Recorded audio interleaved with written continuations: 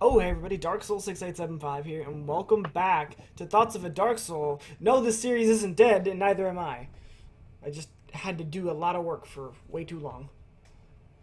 Joining me once again in this double-headed, almost quadra-headed Doctor Who podcast, because we're gonna be covering 4 episodes today, is once again DarkPaladin.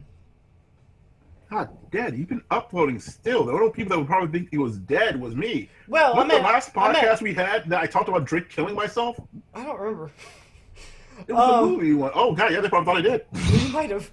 He's not dead. I can assure you, he's not dead. But no, On the inside, I am. I mean, to be fair, it's been about, 2 to 3 weeks since the podcast has been uploaded. I've been really lacking on these just due to time constraints. But I'm finally free. I only have 1 job now instead of 2.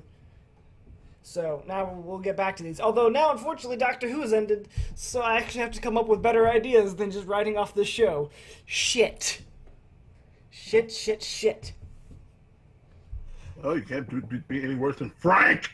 Yeah, you're right. So we're gonna briefly in this first part talk about the Empress of Mars, the Eaters of Light, and then immediately get into the World Enough Time. Is that what it's called? World Enough and Time. Gotta have that "and" in there. So the Empress of Mars was it was okay. I would say it was slightly above average. It wasn't extraordinary. It wasn't Frank levels of bad, but it was serviceable. I enjoyed watching it. And I would say the ending was actually pretty good. Paladin, what do you think? It was fine. I mean, I'll get to what my problem is with a couple of these episodes when we get done talking about the Doctor Falls. Yeah. So we're going to talk about, like I said, Empress of Mars, Eaters of Light, World in Enough Time, and then we're going to talk about the Doctor Falls in Part 2, and then Series 10 as a whole in Part 2. So we both, I say it's a little above average because I actually did really like some of the acting from the Victorian soldiers. And I did like some of the plot lines with the soldiers. I thought they were kind of very relatable characters. Some of them were obviously just meant there to die. Like, they're, soldier number 572, you're meant to die at this moment to move the plot along. But otherwise, I thought some of the soldiers' writing was actually pretty good. And the captain that gets relieved of his captainness is, like, I thought that was actually pretty good, how he tried to kill himself and then was almost kicked out of the army, but it was all hush-hush. I liked it. It wasn't, I don't know. Just made like he's a bad guy because he wants riches and stuff, and then he's an asshole because he's gonna probably let all his men die because he want to be in charge. Yep, that's it. Yeah, I mean the villain soldier was very generic, but I mean, generally in these kind of base, here's the human base, here's the alien base, it's kind of, the villain is always pretty generic in those types of stories. It's the side characters that generally have the better stories, and it's the interaction with those characters that kind of propels those episodes and makes them better. I would say a good example of that would be in David Tennant's run, where they had the clones, and what was it? The fish people? No, what am I thinking of? Where they had the clones, they kept like mass producing people and fighting against other people. They thought they'd been there for like generations when it only had really been a couple months. Oh, you're talking about the Doctor's Daughter. Yeah, the Doctor's Daughter episode. That's a great example of how the villain is kind of very generic, but it's all the side characters and the stories with them that really bring the story in. Yeah, but here's the thing: the villain was generic, but he was like older and. It made sense. It worked. I mean, it makes sense of that. It's like, this person's an uptight Victorian person, so you must act this way. And I'm like, oh God, please just let this. I mean, to me, I felt like it worked. Maybe you didn't. I mean, yeah, don't get me wrong. I kind of interesting, but like I said, the problems I will get to that when we get to the second part of the podcast. Okay, so the Eaters of Light. I actually think this was better than the Empress of Mars. But yeah. if I would have to give the Empress of Mars a score, I would probably give it like a 5, and then I would give the Eaters of Light a 6. They're both still kind of average, forgettable episodes. Like, when you go and rewatch the series, it's like, oh yeah, this was an episode. Yeah, which is something I should not have done. I should not have rewatched Smile. Oh God, why? I just wanted to make sure that, like, it was so bad. Well, I re-listened to the podcast. I'm thinking like, oh, it wasn't really that bad. After, I mean, we both said it was bad, and also thought that he was better than it was worse than the trees. Oh, was it? And then I Did we rewatched say it. it was worse And than then, like, the trees? No, we said it was better than the trees. Oh yeah, it's better than the trees. It still is. No, I rewatched it. Oh god, no, I gotta probably rewatch the trees one, but oh god, I actually It's bad, hate. right? It's worse than I gave. I was too nice to that. You were too nice. You were too smiley at Smile. Yeah, I was too nice to Smile. Smile could suck it. Smile is probably before we even get to the season overview. It's the worst episode in the season. Like you can skip it and you won't miss a damn thing. You will actually be better for it. Yeah. Fuck you, Frank. But the Eaters of Light. Like I said, I'd give it a 6. Some of the acting was okay. The story was serviceable. I actually thought the Roman soldiers were better than the farmers. I actually cared more for the Roman soldiers who, almost didn't die and ran away. Both of these episodes deal with cowardice from soldiers, I've noticed. I didn't actually put that together in my head when I was watching them. Yeah, that's kind of what I got from like, are they just doing that? Oh, it's kind of the same. That soldiers can be coward. Like my thing is this: it's just like, yeah, okay, I don't know where you're. Yeah, I actually didn't bring that connection until just now. Mostly because I didn't view these as 2 episodes. I view them as one-offs until the actual story takes place. I liked the crow thing though. I thought that was kind of cool. I have no idea what that was supposed to be about. I don't either. I don't think it was supposed to be about anything besides the fact that that's why crows make that sound. I thought that was kind of neat though. I'm like, oh, that's okay. I guess. Nardole was great in the Eaters of Light, not so much in the Empress of Mars, mostly because he wasn't in the Empress of Mars. I found the little girl that was supposed to be the Guardian kind of an annoying character.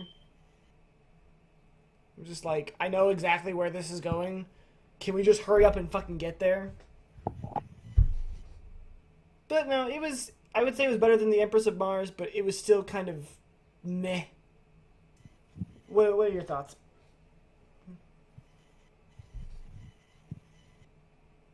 Awkward silence. I just like that the idea that that it did bring up that sometimes most things could just be solved if we try to talk to each other, but realizing that there's sometimes we did see people as savages on those lines because they talk a different language and we see them do something different, different balances, blah blah blah, and how they actually come together to fight.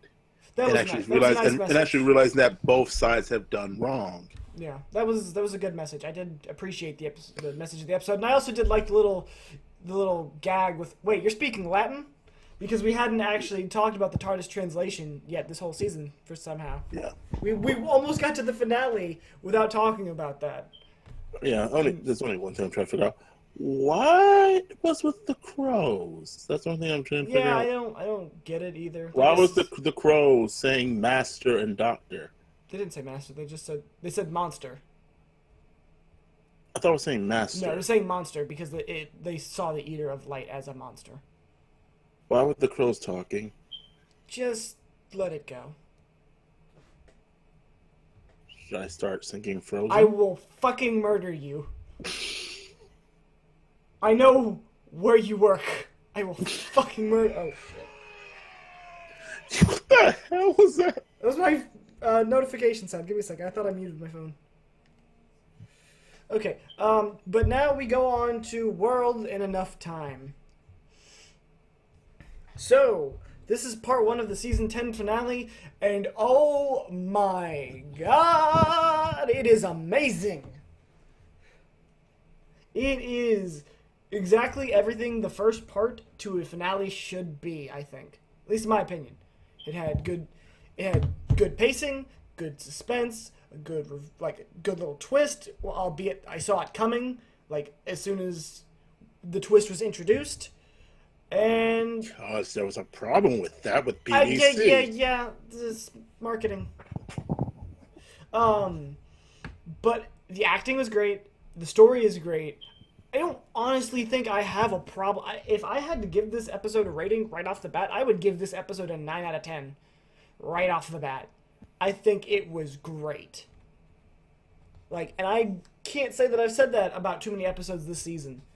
This is, I would say, just overall, on these last 2 episodes, this season has ended stronger than almost any other Capaldi season. In my opinion, this is his best finales. Oh, we'll have to argue about that one. Really? Yeah. But I will agree that the episodes are... there's a reason why, and I will explain later. But I will say this, that these episodes were really good, and that but to me, one of the... these are, like I said, I think the strongest ones... of the season? 2 and Knock Knock. Oh, yeah. No, I meant like... If I had to choose Knock Knock or World Enough Time and then The Fall of the Doctor, I would have such a tough decision, but I would probably have to go with the 2-parter.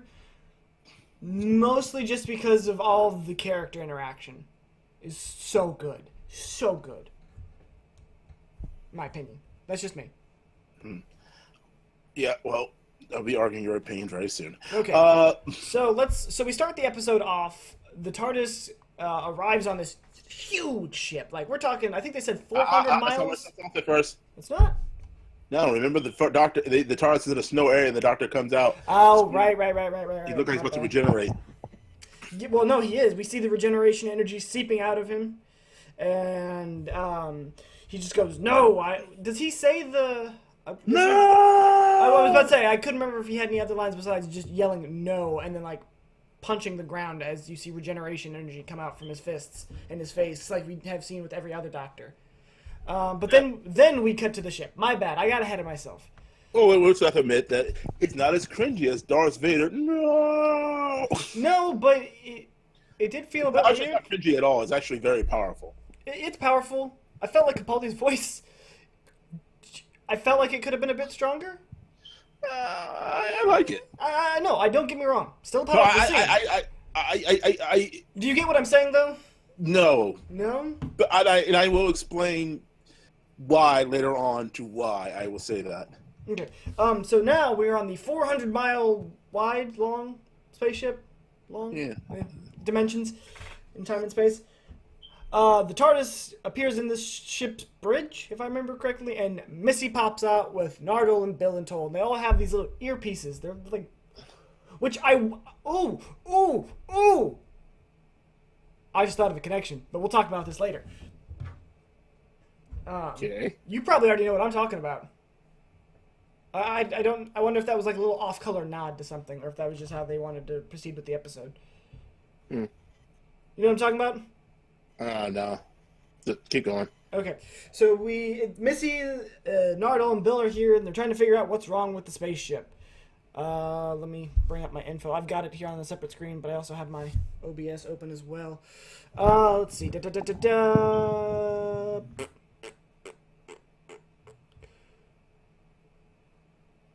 Oh, right. No, there's also a little bit before, like, so this beginning like kind of goes back in. This episode does a lot of back and forth in between different shots, and we also get a part where the Doctor is talking to, I think Missy. No. Sorry, I'm getting all sorts of confused. So they're trying to figure out what the problem is, and then I think we cut to a flashback of the Doctor talking to Bill and Nardole about wanting to see if he can turn Missy good, despite Bill thinking it's a bad idea. Not turn, test her, see if she is actually turned good. Yeah. And then I think there's a point in which, like, the Doctor says something along the lines of, like, oh, what does he say? Oh, God. Because Bill was talking about saying, like, I don't think Nardole would even agree. He said that, yeah, he would. And like, no, I didn't. And like, in my head, you did. And that's what counts. A lot of cheeky lines from the Doctor in this episode. Oh, no. I love, like I said, the characters' interactions and the Doctor and how he's talking, it's all good. top notch. I'm loving. Everyone is bringing their A material for this scene. It is. So there's like a lot of back and forth between what's going on currently and like little past like scenes that kind of build up to this moment, or not this moment, but this scene, I should say. Sorry. The moment's a whole different thing that blows up planets. Um, so I actually can't remember too well like the sequence of events on the bridge up until we get to a certain point. I think somebody comes over. What's going on the bridge is basically Missy's doing fourth wall jokes. Yeah, there's a lot of fourth wall jokes here. Well, in the beginning, it's something like that. Especially when I like her saying like that. His name is the Doctor Who. His name is the Doctor. Look, we're trying to get save time, save lives. I'm gonna say the Doctor, and then it got say Doctor Who, and it was like, no, just the Doctor. It's just to say Doctor Who to get it all over. Boom, boom, boom. It says right there. It says, oh, look at the screen. It says right there on the screen. Like what?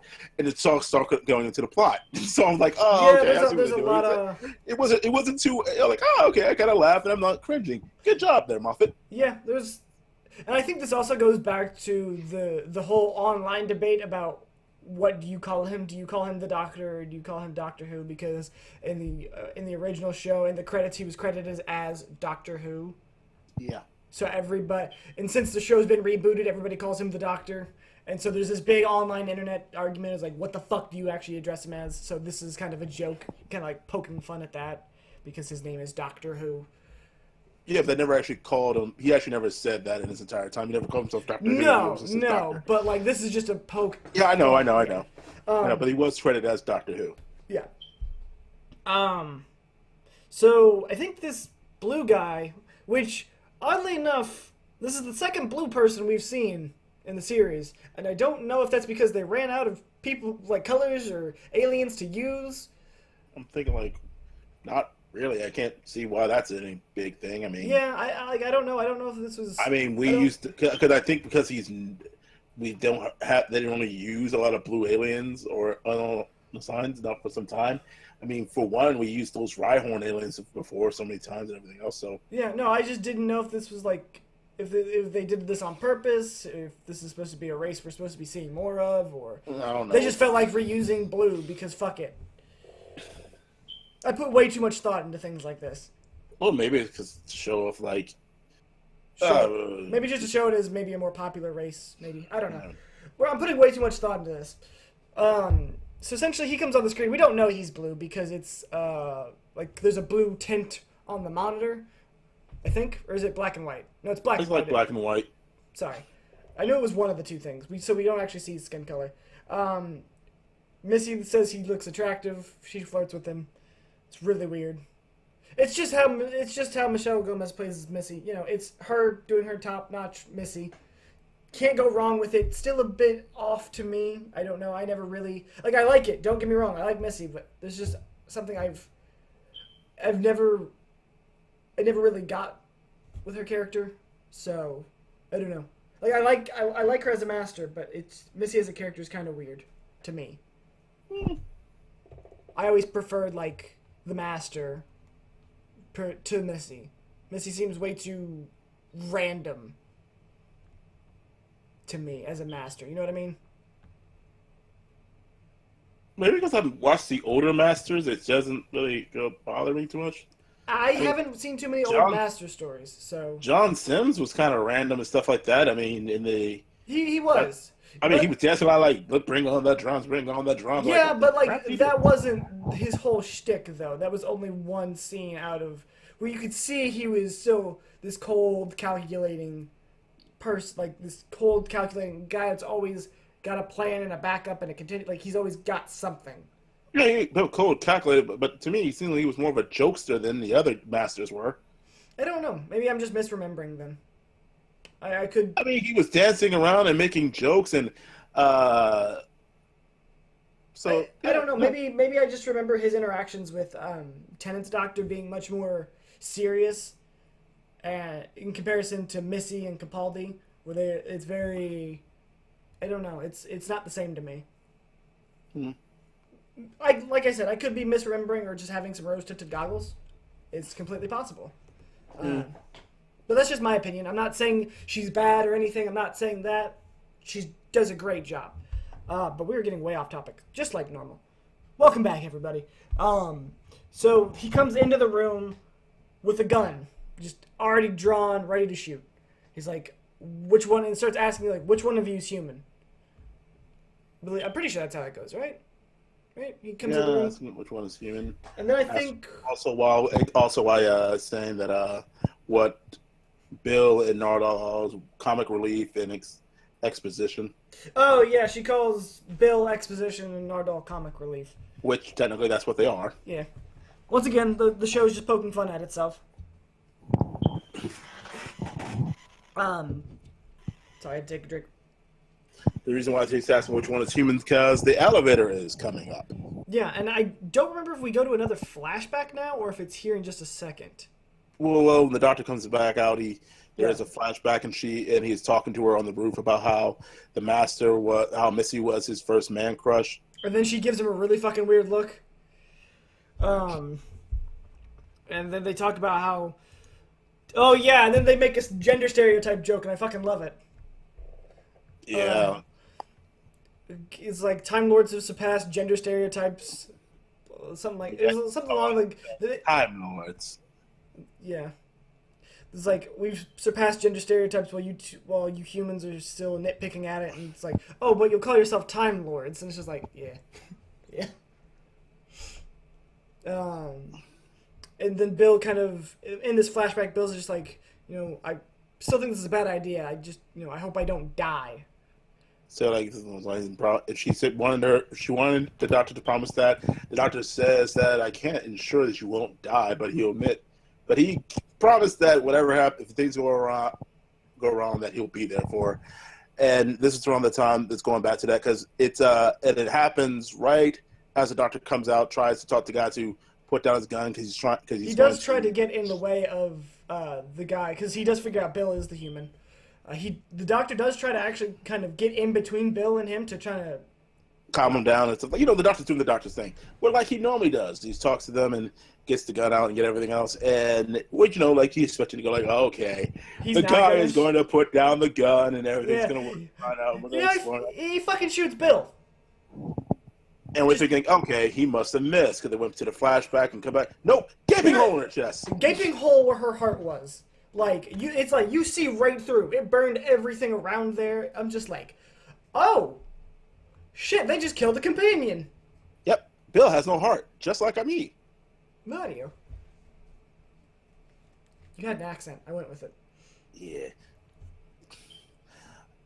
And then up comes these weird people with masks.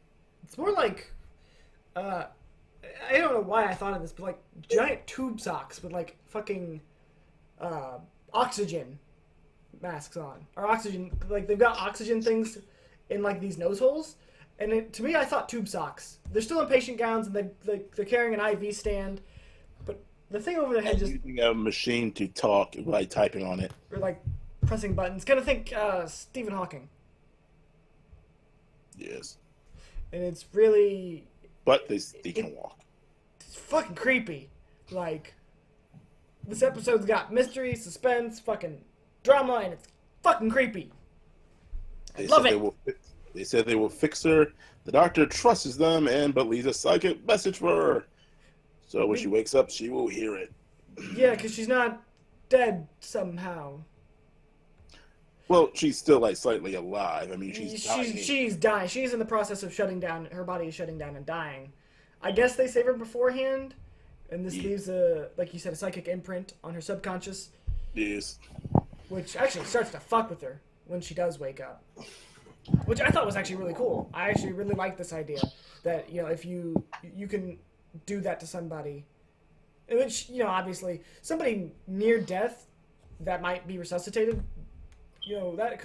something like this could actually happen in this actual scenario. Like, when that's one of the last things you hear before you die or almost die, it gets imprinted into your brain and it starts to fuck with you. I'm like, is that something that could actually happen? Because that, to me, seems believable. I can't, I'd rather not test that theory out in person, because then I'd have to have a gaping hole in my chest. But, I thought that was kind of a neat idea. So Bill gets taken down and operated on, and she wakes up in a gown, no sock over her head. I think that's what we jumped to, right? And then we jump back to the bridge? A bit. Normally we kind of stuck with Bill for a moment. Are we? Oh yeah, because then she kind of starts to look around. She has the vision of the doctor. She gets freaked out by it. I don't think we meet any new characters just yet, or does she? Does she? I can't remember. My memory on this episode is just a bit fuzzy. I love it, but I need to go back and rewatch it. So she what happened wakes is up. that around this time, the doctor's also was supposed to scan the elevator, but Juji or whatever his freaking name is, Blue Dude. Oh yeah. Yeah, tells him that, and Missy tells him that only I can kill the doctor. Yeah. Or oh god, and then they kind of explain. Do they explain the whole life form situation yet? The life form. What are you talking? The monitor that shows all the life forms on the ship. Oh, they're on this time. They're explaining everything. He's taking out the pen. He's explaining everything. But while No, this before is that. It's before that. They explain. The guy explains the life sign readings on the monitor before the doctor starts to go into all explaining mode. yeah, then they go over to that. But the thing is that it's switching between scenes because We're switching between perspectives. yeah, as we go through it, it's we're seeing it, but we're sorry about that. But Bill is in going around. So you get the second imprint from the doctor who says, "Wait for me." Yeah. And she kind of explores this patient ward. Yeah, which she keeps hearing the word Pain. pain. Yeah. Well, like I said, Pain. envision Stephen Hawking's, but in like a kind of an agonizing tone. Like, you know how you hear Stephen Hawking, like that little voice. Think of it if it could actually kind of emote. Like there's some slight emoting to it. If that makes sense. So she's going around looking for things, and she goes in and looks and finds out what the person keeps quoting out in pain. And then she hears people start to come closer to the room, and then she hides behind a curtain. And this works, kind of. As the nurse is looking at the person saying pain, and there's another person with it, which I like this character a lot. Oh yeah, I did. I loved this character. I thought it was a real fun character. Mr. Razor. Is that what his name was? If I remember right, yeah. Let me see what he's actually... Oh, by the way, this is a colony spaceship they're on. Like I said, 400 miles long.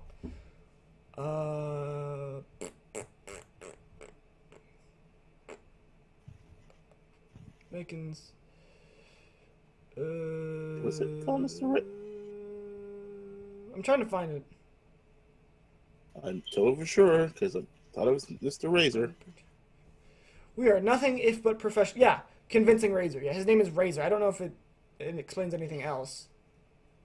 Let's see. Yeah, called Mr. Razor. You're right. He's the caretaker.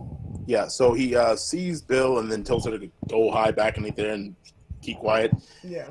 And which I thought was something that we stopped hearing the guy say pain. We think, oh, the nurse came in and maybe gave him some anesthetic. Because nice. She was messing with it. She was messing with the fluid thing, and then walked off.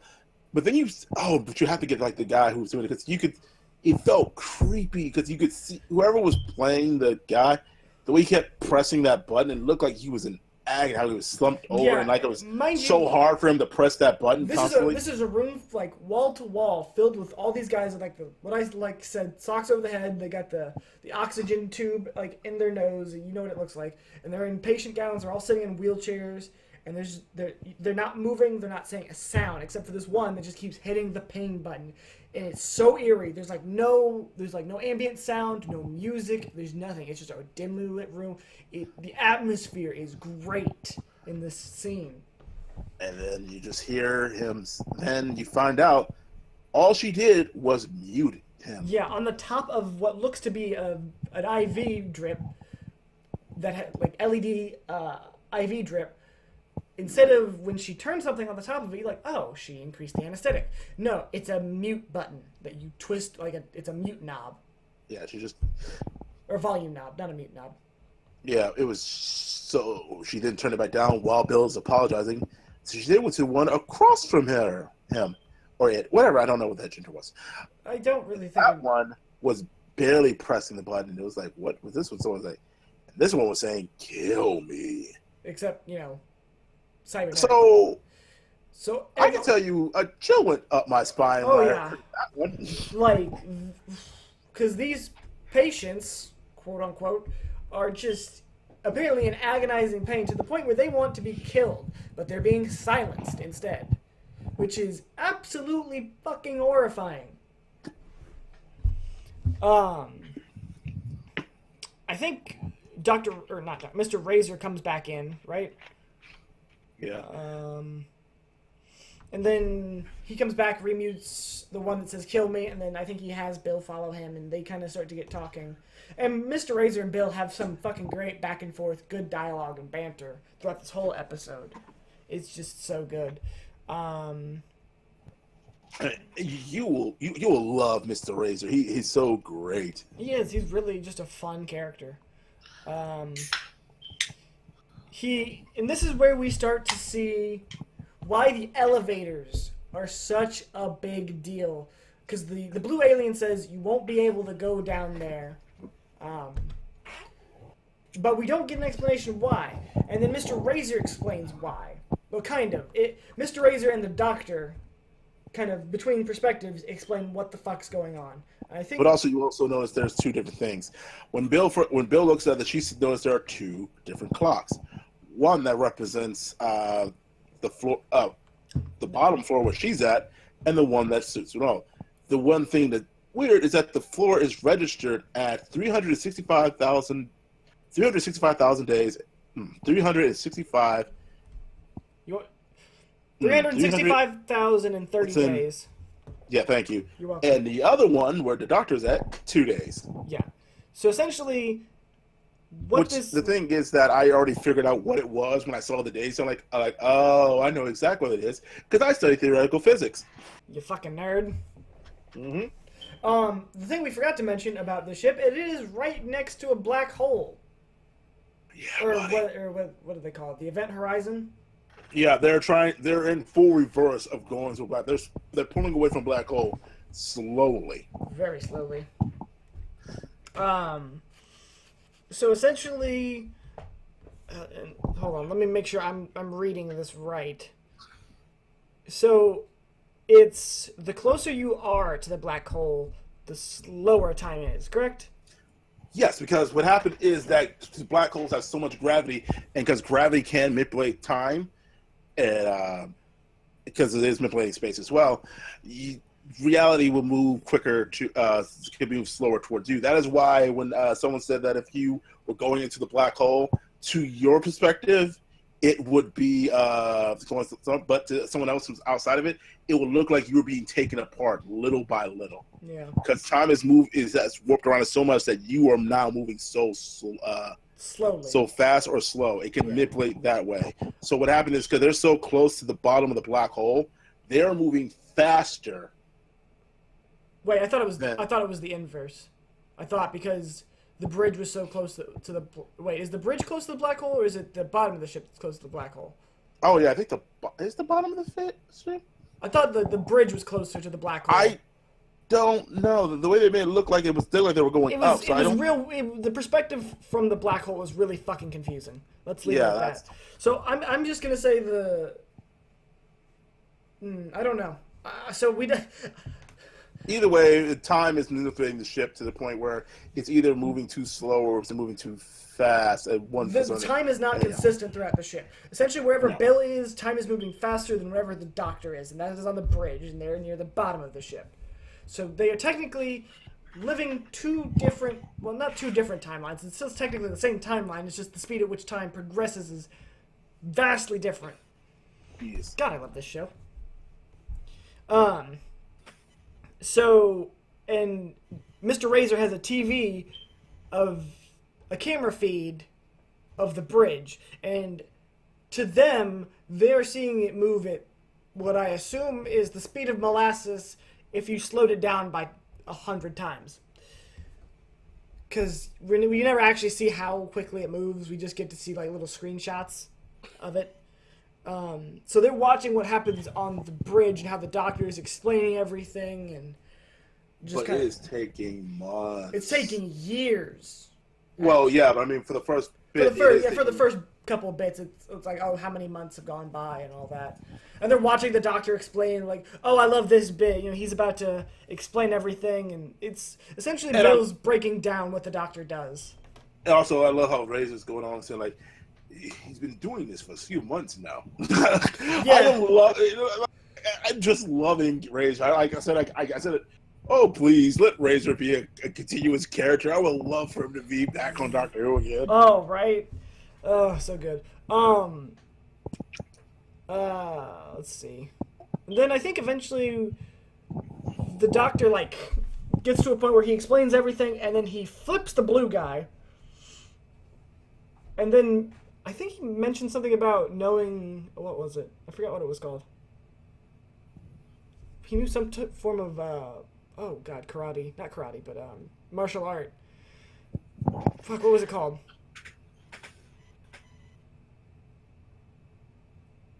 You're trying to remember the name of the martial art? Yeah, because he said he knew a martial art that required 4 arms. He's like, yeah, no.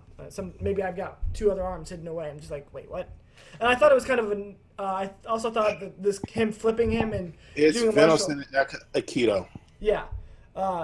It's a reference to John Pertwee's Third Doctor. Yeah.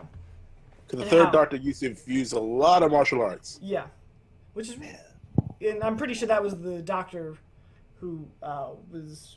I'm pretty sure Pertwee was the Doctor when Capaldi was growing up. I think that was his first one. So I think that's why we see a lot of Pertwee in Capaldi. Or the other way. Yeah. I said that right? Yeah. Like in the outfit and some of his mannerisms. So essentially, he flips him and they're like, okay, we're going to take the elevator down. And during this whole time, Bill has been shown the city and how Operation Exodus is what it's doing. People can't evolve and adapt quick enough to deal with how the city is degrading and dying around itself. So people need to be transformed. I don't think they actually... To be made strong. Yeah, they never actually used the word upgraded. No. Which I'm glad they didn't. Change to make them strong so they can survive and live. Yes, prostitutes. Essentially, they're forcing them to be better, so that they can survive in this world. Mind you, this is a whole floor of a spaceship. A whole floor of a spaceship is a metropolitan like city. That's how big this fucking spaceship is.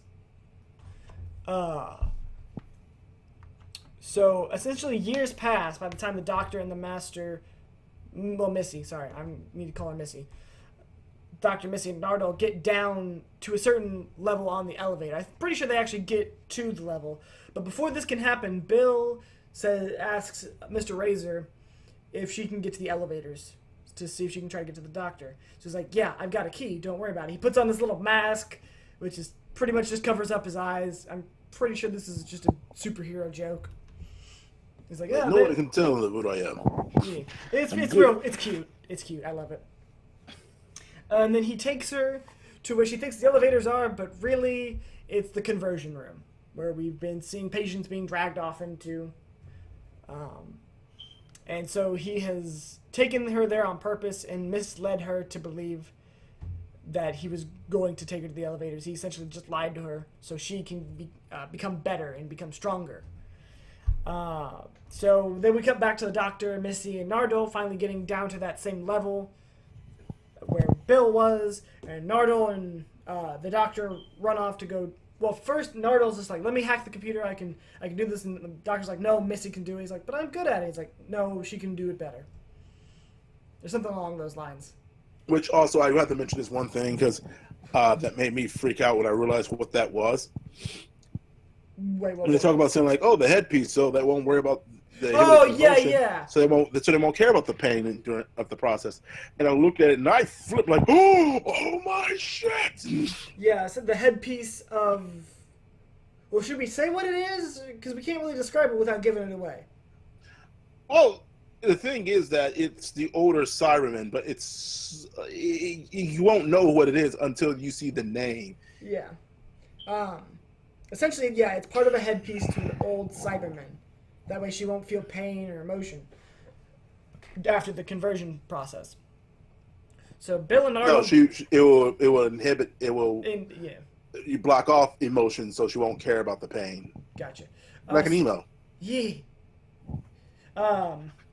So Bill, or not Bill, fucking goddamn it. I'm so used to saying Bill and Arnold. The Doctor and Arnold go off to go try to find Bill, and Missy's there, just typing away at a monitor and trying to figure out what the hell's going on.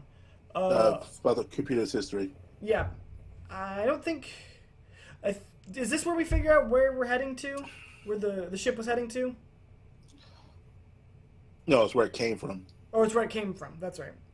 She figures out that the colony ship came from none other than the planet of Mondas.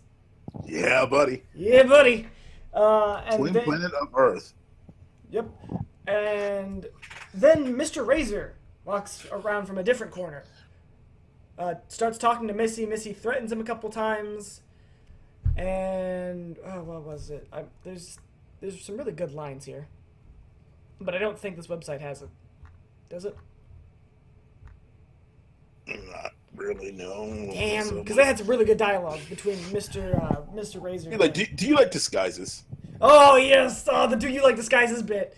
Now I saw this coming. I really did. Like I'm not trying to be like, I actually. So did I, and I was kind of hoping. I actually recognized his face. Like I'm like, wait a minute. I didn't recognize his face. I recognized thinking that they haven't introduced him in so long. They haven't done anything. They showed it in advertising.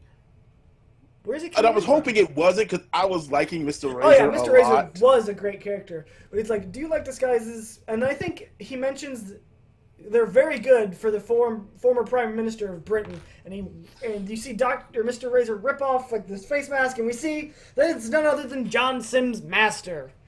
And he goes, "Hello, Missy. I'm the master." I'm just like, "Ah, yes." Well, no, he was like something like that. Yeah, but it's like, and I'm worried about him. Worried about his future. Yeah. And he said he was saying he was worried about his future, and he says like, "Give us a kiss," which is really creepy. They have some very creepy interactions in this two-parter. I'm not gonna lie.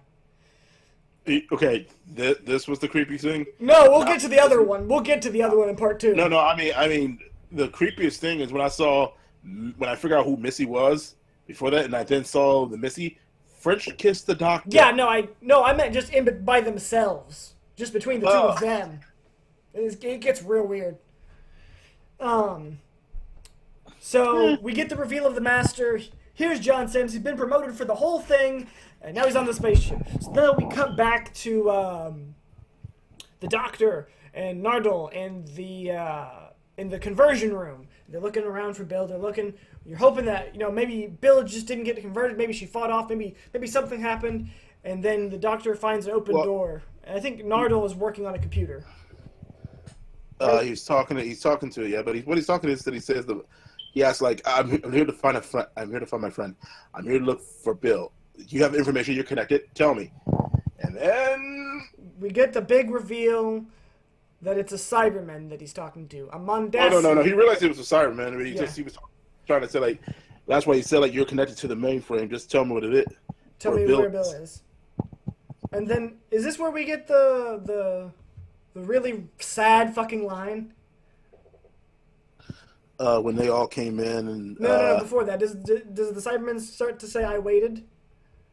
He was saying it all along while the Master was and Missy came in. Before that, yeah. Did it start? No, he said it too. He was saying that for a moment. He's like, I waited.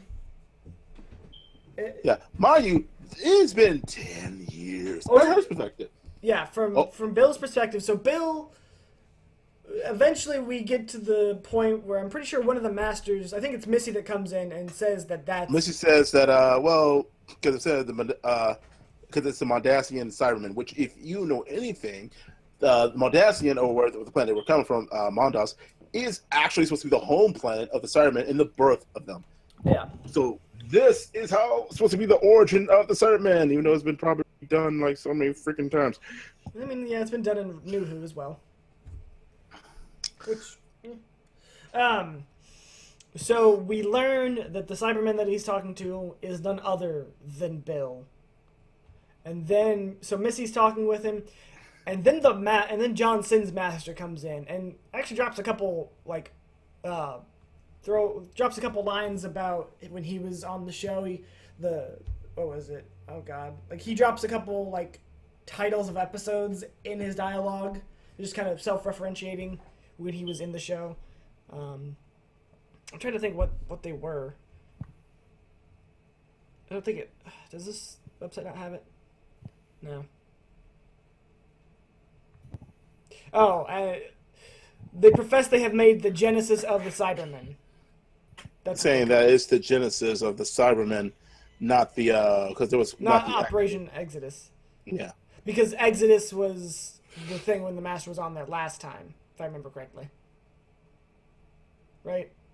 Mm-hmm. When they were trying to find where they needed to go. Oh, excuse me. So yeah, we end on Bill crying. We see inside her face and see the eye and see the tear, and then it coming out of the Cybermen. And that's how the episode ends. We have Missy, the Master, with Cyberman Bill in between her. We got the Doctor and Nardole still in the same room. I'm freaking out. They're freaking out. Somebody's stroking out. And I'm just like, this was a perfect setup episode for a finale. I don't think there could have been a better setup for a finale. It would have been much better if we did not get spoiled in the trip that John Sims was going to make an appearance. Yeah. That's what. That would have been... not have noticed if that was I recognize that's John Sims.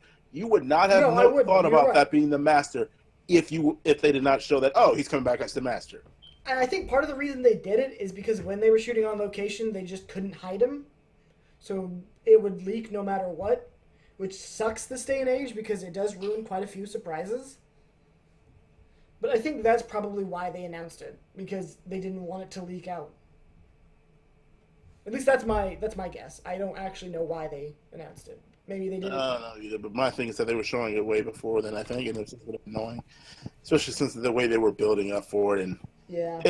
But besides that, even with the foreknowledge, that John Sims is returning, it's still such a good reveal. It's satisfying. No, it is not a good reveal because it doesn't feel good after that. It feels like, okay, when are you going to do it? It just gets kind of boring. That's why I said I was hoping, please don't let him be the Master. I would have if he's working for the Master, that's fine, but don't let him be the Master. I don't know. I actually kind of liked it. I like the fact that instead of... Because every time we see a big enemy reveal or, the Masters revealed themselves, there's been surprisingly few disguises in Doctor Who. And to finally get a disguise reveal from a big character like this, I thought it was done very well. And I thought that it worked really well. The execution was done fairly well. I liked it.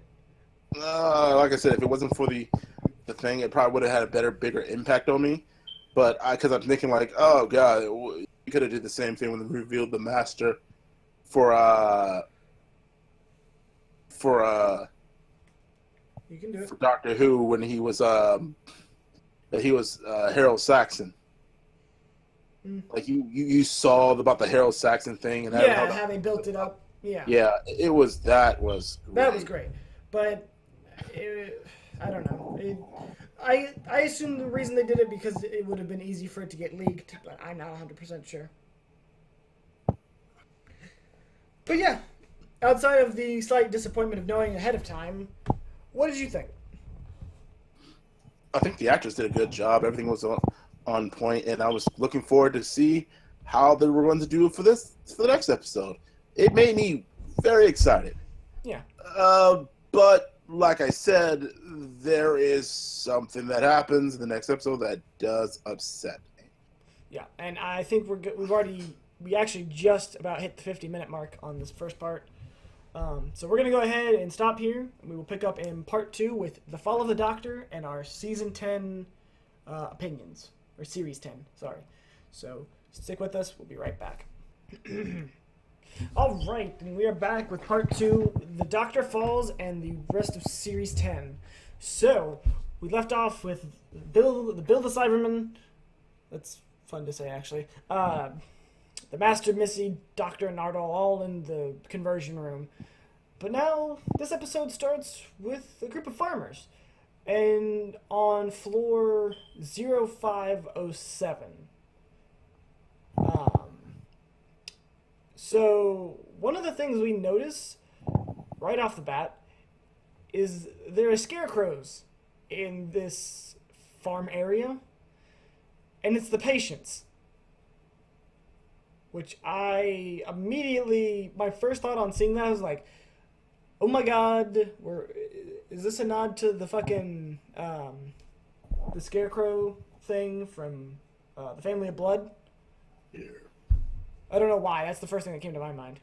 Same here.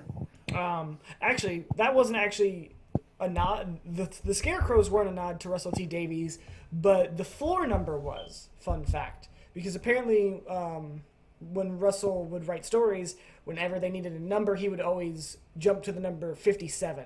And so 0507, take out the zeros, it's 57. Apparently that was just a nod to him. Fun fact for this episode. But we open up on... Yeah, that's kind of what they did when he did the... You can... the same thing with when the Doctor... When he, what was it? The Sarah Jane Adventures, when he wrote the episode for where Matt Smith made an appearance in that episode. The guy asked him how many times you can regenerate. He says, some numbers, but the numbers added together was 13. So they just thought it's just for 13, because that's what he always used, 5 and 7 or something. Yeah. Wait, 5 and 7 or 12? Something with 5, 7, and zeros. Gotcha. So we see these farmers shoot down the patients as they kind of zombie shuffle their way towards a building, which turns out to be an orphanage for children. And as one of the children is out in the field one morning, a shuttle just fucking pops out of the ground and crash lands. And from the smoke, we see a Cyberman carrying the 12th Doctor in its arms. And then we cut to the intro. Then, once the intro's done, we cut back to the rooftop of the hospital. The Doctor awakens in a wheelchair. He's subdued. He's got a head injury. And the Missy and the Master are on top of the roof with him. Or no, there's a bit more than that, isn't there? He's being recalled by how he got subdued by that, and watching. They keep asking him which way would you prefer to die? Stabbing, gunshot, shit like that. Thrown off the roof, but that would take all night. And then we have to keep going back and up and down, up and down. It's really fucked up, but really fun. Wouldn't expect anything less. Yeah, it's we're in for a treat for a dual master story. We really are. They kind of flirt with each other, the two masters, and They're dancing. Yeah, and it's kind of weird. Not gonna lie, it's a bit weird. I don't expect anything less. I know. They also call the Doctor Granddad because he's old. I don't know who he is. Yeah. Also, could be a throwback for when John Sims called the David Tennant's Doctor Granddad when he kept telling him older. Yeah, that was really weird. We're not going to talk about that, how that even worked, or the Deus Ex Machina that went with that finale. That was fucking weird. So let me see. So essentially, they think they've won. And the Doctor then reveals that, no, yeah, you know who I am. And so we get a flashback of how he gets his head injury. Missy just smacks him across the face with her umbrella, which she has an umbrella now. She had it at the beginning of the last episode. I guess I forgot to mention that. I don't think she's had it before. She has an umbrella with her. In episodes prior to this? I think so. Did they ever? Did they ever call it the Sonic umbrella? Don't think so, but I remember her having an umbrella. Yeah, but did she ever actually use it as a screwdriver? I don't think so. No, it wasn't really big. Don't think so. Okay, I was just curious because I mean, they introduced this. The Sonic screwdriver had a pen the last episode, so. Yeah, they're introducing a lot of. They're playing fast and loose with the Sonics these past couple seasons. Sonic glasses, I actually liked those. So essentially that when the Doctor got knocked down, he landed on a terminal and he started just fucking typing shit in. And so that they would convert... We learned that the reason that the Cybermen go for humans is because their definition of humanity is simple. It's anything with one heart. While the Doctor had gotten knocked down, he changes the algorithm to that they now recognize humanity as anything with two hearts, because what all Time Lords have? Two hearts. And so now the Cybermen have turned on their masters. It's finger guns. Jump off the roof. Will you lug my body up to the back and throw it off again?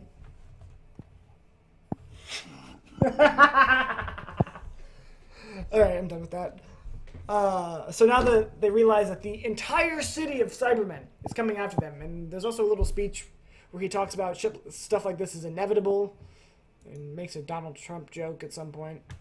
I don't remember how they come to it. I don't remember the line of dialogue exactly. Well, no, it's more the fact. I actually kind of like that one because they seem like how everyone thinks that it's the worst of things are going to happen and blah, blah, blah. Even bringing up Donald Trump and seeing like lines.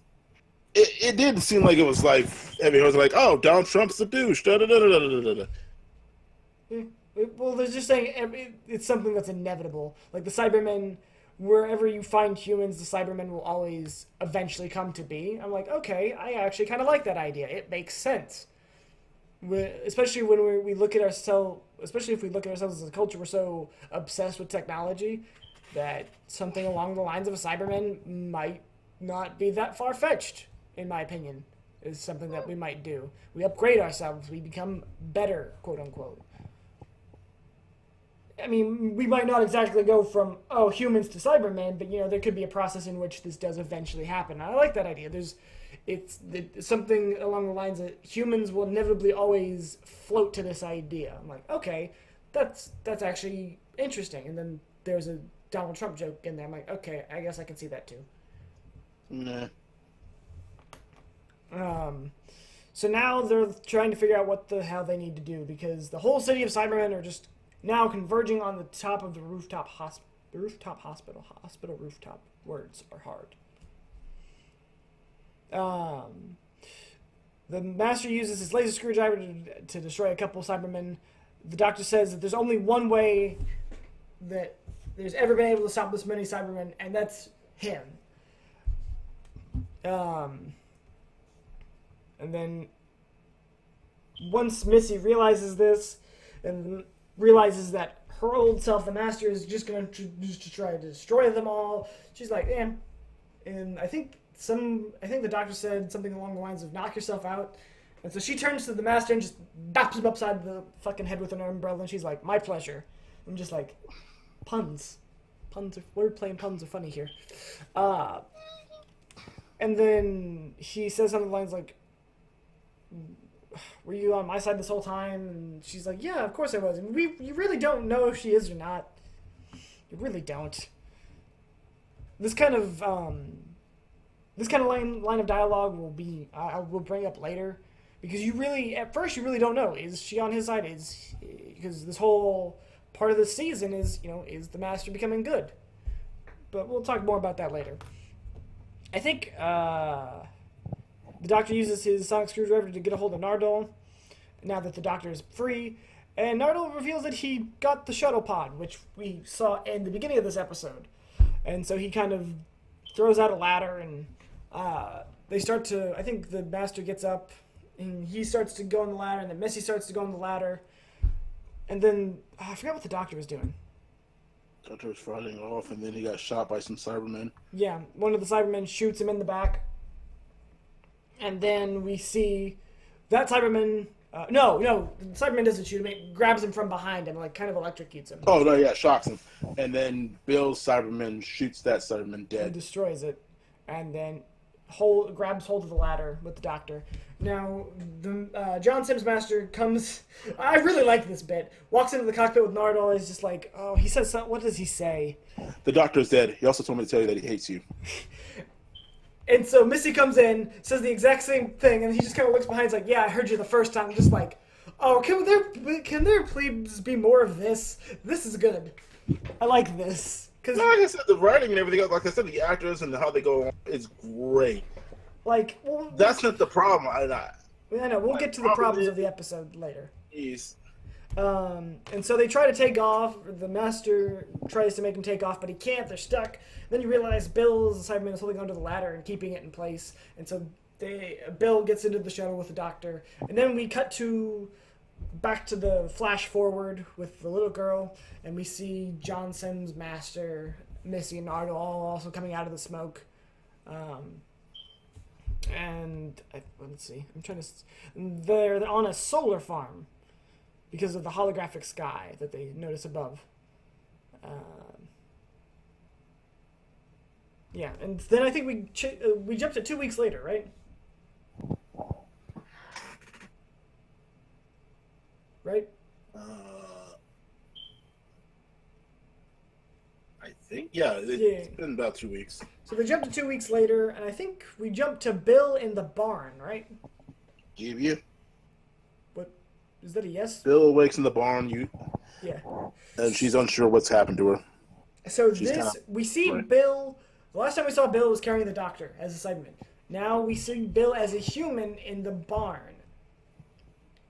What they do here is absolutely just amazing. I love what they do here. So we see Bill as human, and people are kind of coming in. They're explaining kind of what happened. But everybody always seems very terrified of Bill, except for this little girl that we saw before. Yeah, she's terrified too. She's terrified, but she doesn't show it as much. Oh, no, she did. She did, she's not... She says, I'm not scared, and then Bill moves a little bit, like, yeah, and she moves back. Yeah. Like, oh, you're lying, bitch. Lying, little child. So, that's why you're not getting Santa Claus. Fucking savage. So we get a couple interactions, and finally the little girl brings Bill something. A mirror. We find out it's a mirror. Bill holds up the mirror, and mind you, it's human-looking Bill. It's Bill with... But no, that's not what happened at first at all. No? That happened much later. The doctor comes in. I thought the doctor came in at the same time. Was it? Pretty sure. Oh no, because it seemed like that she was scared and she was trying to talk to the doctor. They said the doctor was still recovering from her injuries and stuff like that. Then the child gave her a mirror. And then the doctor comes in. Yeah. Gives the officer a jelly baby. Yeah, nice little nod to the fourth doctor. But before that, what we see is when Bill takes the mirror and looks at herself, because this is what she asked from a little child, she sees herself still as a Cyberman. Which fucking, I'm like... Because at first I'm like, oh, they actually fixed her. And then they did this, I'm just like, oh fuck, she's still a Cyberman. So, as the doctor comes in, they start having dialogue. And this dialogue that they have is amazing because every once in a while, because it's just human Bill and the doctor talking, every once in a while, the camera will shift and we'll see that it's actually, what's in reality happening is that it's the doctor talking to Bill and she's still a Cyberman. But what Bill has done is that her brain has pretty much put up a defensive wall around herself, making her believe that she's still human. Her brain is rejecting this transformation in her own eye. It still happened, but from Bill's perspective, she still sees herself as a human, not as a Cyberman, which is incredible. And they really do a good job of lacing in actual Bill and Cyberman Bill throughout the rest of the episode. It's just shot phenomenally, I think. So at some point, Bill gets angry, and because, I guess Cybermen aren't supposed to get angry, or when they get angry, her laser on the top of her head blows up part of the barn, like a barn wall. And everybody looks terrified because they're setting up defenses against Operation Exodus, now that they realize they're still chasing after the Masters and the Doctor. And now... remember, they've been trying to get up there for some time. They've been coming up there way before that. Yeah, well, the patients have, but now it's other Cybermen, now that they've evolved. Well, yeah, it's not like they were just going up there just because the Master and the Doctor are coming up here because they were sensing the... Yeah, they were, but not in such a force now, is what I'm saying. No, the reason why they said it was such a force because they said time is now moving faster than what they appeared when they were down there. So they were coming up here, but now it's just appearing that way. Yeah, okay. So that's the reason why they were changing so much, because they're now at a higher level, so the gravity is not as bad. So the time is Okay, moving I got faster. you. I got you. Why do I remember this more than you do? I don't know. Maybe because I was focused on everything else. Mhm. Let's see. I'm trying to think. So I think at this point the master approaches and he tries to goad Bill to become angry. Doctor tells her just to ignore him. I think Bill says something about that. I can't exactly remember what she says. Because when he's trying to get it naked, it's like, does it make you angry? Like, I'm not mad. He's like, oh, that's sad. And he walks off and shows Bill outside of while she looks like a human, and find out that Bill is crying. Yeah. She's sad. So sad. So she had Bill. So the master says that he's found another elevator. And then they follow him.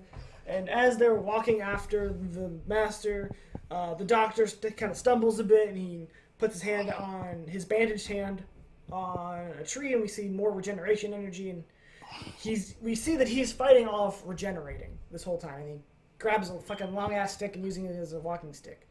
Bill asks him if he's okay. He says he's fine. And then Bill essentially says, like, if you can't save me, if I can't be restored to me, kill me. I don't want to be a Cyberman.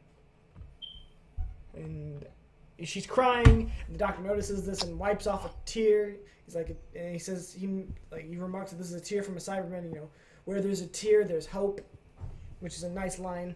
And then we go back to the elevators with Missy, the master, Cyberman Bill, and the doctor. I don't think anything else happens in between these two scenes. And then they kind of explain that they can't use the elevators because even if they were able to, because of how time fluctuates in between the two endpoints of the ship, that it wouldn't work. And then I think somehow they activate the elevator. Right? Somebody activates the elevator. What happened is, I don't think they said the noise to the ship. They said we just get the elevator, and then they call the elevator. Yeah, somebody calls the elevator. And what it is that they said that, and that's not what we talk about. What we talk about is, oh, we can just take the elevator and just, get them all to go through the that. Cybermen, right. Except that, I know time. By the time we get up there and come back, time years probably would have changed by the time that happens. Yeah, and the Cybermen would have figured out a way to get to them before they reach their destination. Mm-hmm. And so somehow the elevator gets called. I can't exactly remember how. And so they all... I think Missy or the master. I think it was Missy. Like she was scanning it and then somehow called it. And so now the master with his laser screwdriver is pointing at the doctor with his screwdriver, with Missy with her sonic umbrella, and Bill's kind of angrily looking at the door, as angry as the Cybermen can look. And as the Cyberman walks out, they all just fucking zap it with combined laser sonic technology. Don't question it too much. And it gets destroyed, but of course now this alerts the rest of the Cybermen to what floor that they are all on. Like, they already knew that, but this just puts them on high alert because they've now just destroyed a Cyberman. I think that's how that goes, right? Something like that.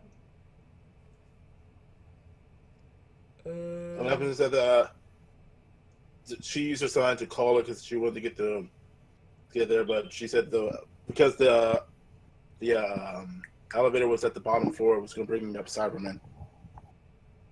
Oh, right, and also Missy feels bad for Bill in her Cyberman form, and John Sims Master actually just is he says something like, he shows his disgust that Missy is actually caring about a companion. Because now we do see that Missy is actually somewhat starting to change and become more of a good person. And the Master does not like this.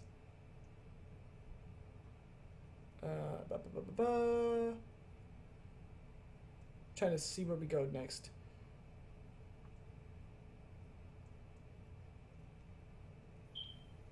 Oh yeah, and then so let's see. Doctor returns to the village. Yeah, okay, so now because of that Cyberman being destroyed, there's now an alarm on the city below going off. Nardole discovers that below them run fuel lines that he can use to just explode at will to defend against the Cybermen, which is actually really fucking cool the way he does it. He says, hey, give me that gun, or give me that rifle. He's like, is that windmill important? And he shoots the windmill and then hits a button on this laptop, and the windmill just fucking explodes. It's fucking cool. Is there, like, no reason. Explosion. Wreck shit. Can I just talk about for a minute the fucking Nardole has been like the fucking one of the best things of this series. Like I didn't expect too much from Nardole, and he just absolutely blew me away with how like good of a character he is, and just sometimes how good comic relief can be, and how serious of an actor he can be when he needs to be. It's like a real good gem from this series.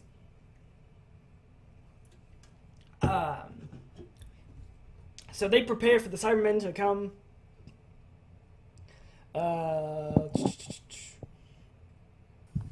The doctor says, okay, we can use this to make the Cybermen think we're stronger than we actually are. And the doctor finds a little panel beneath the orphanage that he has Bill destroy, which leads to a little escape route that the orphans and everybody else can use for a later time. So, meanwhile, the Master and Missy are having some dialogue about how they wish they could just escape, and how the Master actually ended up here, and why he's stuck here. The Master said that he broke his TARDIS, and what was it? Missy then recounts some of her memories from this time. It was like, no. Yeah? Yeah, somewhat she said, but I remember, if I'm right, there was a woman grabbed me and... There was a very angry woman that grabbed me and yelled at me that I needed to always keep a spare dematerialization circuit on hand. And then she pulls out a dematerialization circuit. It's like, oh, okay. So essentially now they have the thing that will allow them to leave. So, I think... Did we just cut... Oh yeah, and then we get the really weird fucking bit of dialogue where... So, Missy is pressed up against the Master, against like a pole. Not a pole, but like a pillar in this like cottage. And there's this really awkward line where he's like, are you thinking what I'm... She's like, stop. I'm just like... Did you just think about, fucking yourself? Literally? I don't remember that, but I probably... Yeah, because he said, is it weird that I'm thinking? He's just like, stop it right there. I'm just like, that actually got into my Doctor Who. The Master wanting to possibly fuck himself. That's why I said this was... The dialogue between them kind of got weird. That put a really weird taste in my mouth. And then I think the scene ends there, actually. Then we go to... Then we found out that it made a lot of people's fan fiction come true.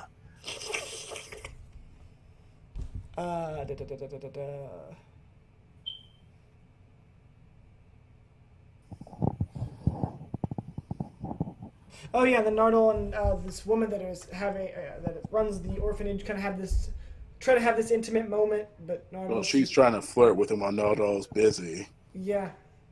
And Nardole's just like, yeah, I'm not human. She's like, oh, I'm open to things. I'm like, wow, there's a lot of this going around. And then Bill, as the Cyberman, comes in, and she's terrified, and she shoots Bill with the gun. And Bill just kind of, like, looks down and is like, oh, she's like, oh, I'm sorry, I didn't know it was you. And I think Bill says something like, that's okay, and then just kind of walks out of the room. And it's just like, oh, poor Bill. Everybody thinks you're a monster now. He is. And then I think the Doctor at some point in between all this is talking to that little girl that we've been seeing throughout the whole episode, and says, you're going to help, distract this group of Cybermen. And so night has fallen. I think the Doctor has Nardole and that little girl. He gives the girl an apple. And I think her and Nardole go run off to deal with the Cybermen as they're approaching.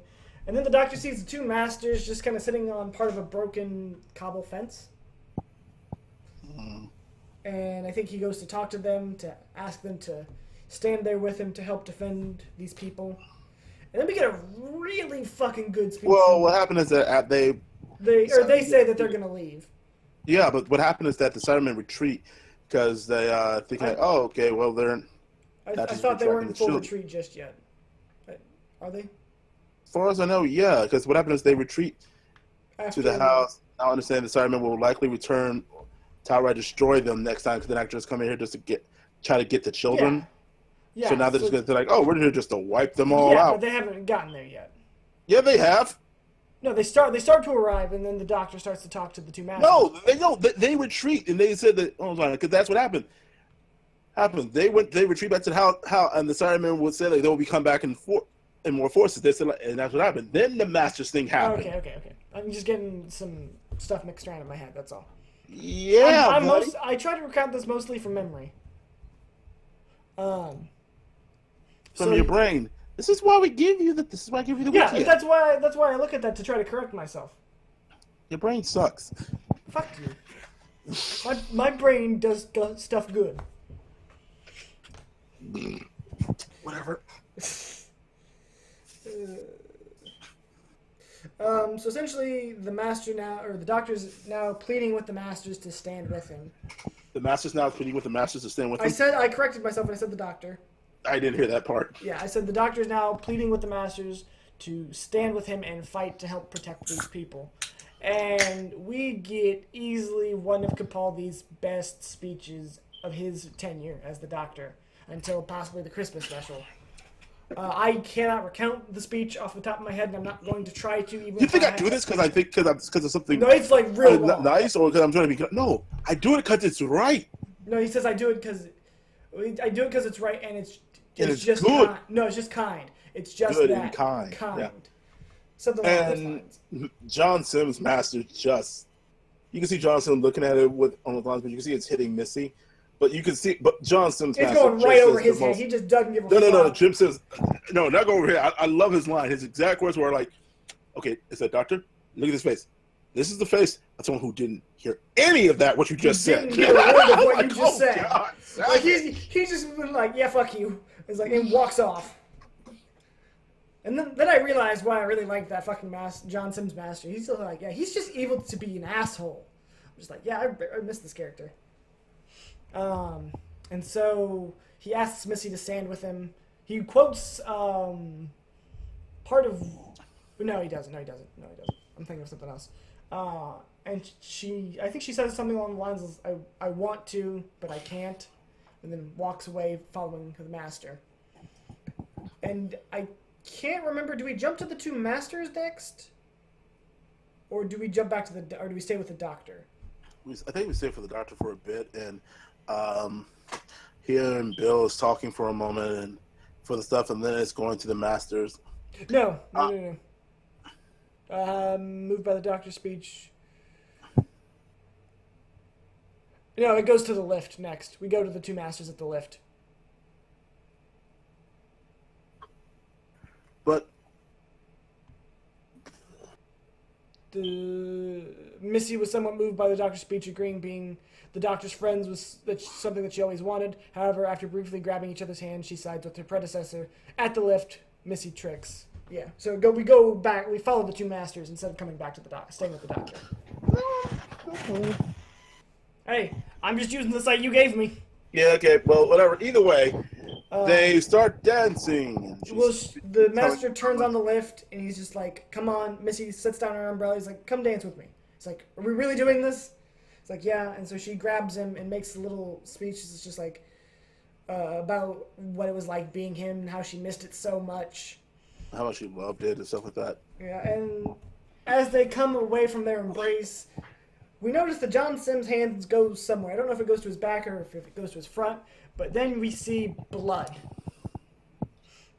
And we see that Missy has gone full-on fucking Assassin's Creed on her predecessor and has stabbed him, causing him to start to regenerate, or at least the regeneration process. That he will regenerate. So not before he reaches. Before he gets back to his TARDIS. No, enough time for him to reach his TARDIS before regenerating. Yeah. So he's kind of like crawling, like he's kind of backpedaling away to the elevator, and he just starts to laugh. And he basically congratulates. He's like, and now, compliments her for saying glad he hasn't lost their touch. Yeah. And then she's like, now I'm going to go. She helps him to the elevator, and she said that she's going to return to the doctor. And stand by his side where they always should have been as his friend. Told her not to go. And then he kept telling her that said, you're not going to be able to win. This is going to be your future no matter what. The master not able to accept that. As she turns around, she turns around to go stand with the doctor, and then the master shoots her in the back with his laser screwdriver. Quote unquote, at full blast, so that she can't regenerate. Yep.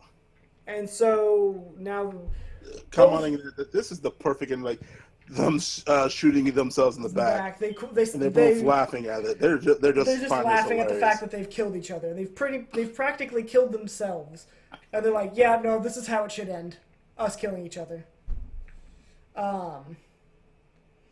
And so we see the last shot of the master going down the elevator. He's just still laughing and bleeding out, and then we see Missy essentially die. Now, mind you, he said it was on full blast and not able to regenerate. But we don't see that at all. Also, let's clarify that we don't see John Sims regenerate either. We don't even see the regeneration. So we don't know if he regenerates until Missy, or this could be several. Until, whatever. Yeah. So we don't know if Missy comes after Sims, if Gomez comes after Sims, or maybe if there's another incarnation in between them, or several. We are unsure of how many are in between and how long it will be until we get to Missy. Or if Missy did actually die and not regenerate. It's left open to interpretation. That way we can still have the Master in later series. Pretty much. Which I like. It's done very well and very fitting for the Masters. I like... Well, even so, we can also claim that this is Missy. Missy's dead, but we don't know. But it's not going to probably be the last time we won't see the Master. Yeah. Because once again, we don't know if she's the last one, if she's not. And, regeneration... No, she could be the last one, but we don't know that John Sims automatically regenerated to the Missy. Yeah. So now we cut back to the Doctor. And I'm pretty sure he starts to quote part of one of the three-parters, like the beginning of the three-parter, without recourse... Whatever that line was. It was a really... I can't remember what the line was. I really can't. You shouldn't probably mention stuff like that. You don't remember stuff. You don't remember the lines, man. Well, I remember part of it. Maybe people will remember it. I don't know. So now the initial wave of the Cybermen arrive. And right, they use Nordo's trick, the explosions, blah, blah, blah. The apple grenade thing blows up a good chunk of the first wave of Cybermen. And then the little girl and Nardo retreat, and everybody retreats into the house real quick. As the Cybermen kind of pull back before they send another wave in, kind of calculating what they should do. With this, they now start with the Cybermen back. They decided to use the hole that they created for the children to escape, and a lot of other people escape with them, so that way they can survive and go up to the next floor. Then it's Nardal and Senna who go with the children, and Nardal and the Doctor are fighting to see who would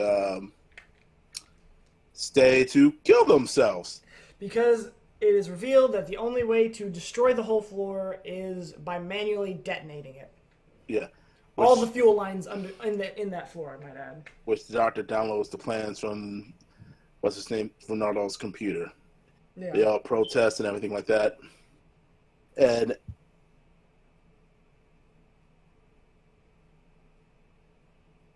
You cut off. The pair kept arguing like who should have died. I really do love how he got Nordal to do it. He said like, who's gonna stick with the children, but who's gonna be strong? Who's gonna be strong enough to care for them? Yeah, who's stronger? Basically, he's saying that Nardal is a better caretaker. No, he's saying that he's stronger than he is. Yeah. I like how Nordal was choking on. Said, "I'm gonna name a farm after you, or a shitty town." No, I'm gonna name a town after you. It's gonna be a really rubbish one. He's like, or maybe even a pig. Oh God, Nardole. I'm gonna miss Nardole. And then Bill stayed as well. Yeah, Bill's. I'll say She gets to say. Well, yeah, but she also meant that she wanted to die. So you can't kick my ass go down there because it's on the lower floor. Yeah. Oh God. And she was also made of saying that, you'll find some words to say about us when you get later. And he said, no, I probably won't. I admit I'll never find the words for what you two are doing. So it was a really nice, touching moment. Yeah, it's a very nice moment. It's one of Nardole's last moments on the show, and it shows the actor's capability. You know, he not only is he just comedic relief, but he really does nail these good dramatic moments. Not to say that he never did, but you really realize how much you're gonna miss this character. He is a very good character, not only in his comic relief, but I wish he was actually given a few more of these moments, these dramatic, nice, touching moments. Makes me kind of wish there was a bit more and he didn't have to go away after this series. But alas, he does. He has to take care of everybody else on the ship. So him and all the children, everybody leave, and now it's just Bill and the Doctor left on this floor. So the Doctor charges into the forest, igniting stuff with a science screwdriver while the humans evacuated. Yeah.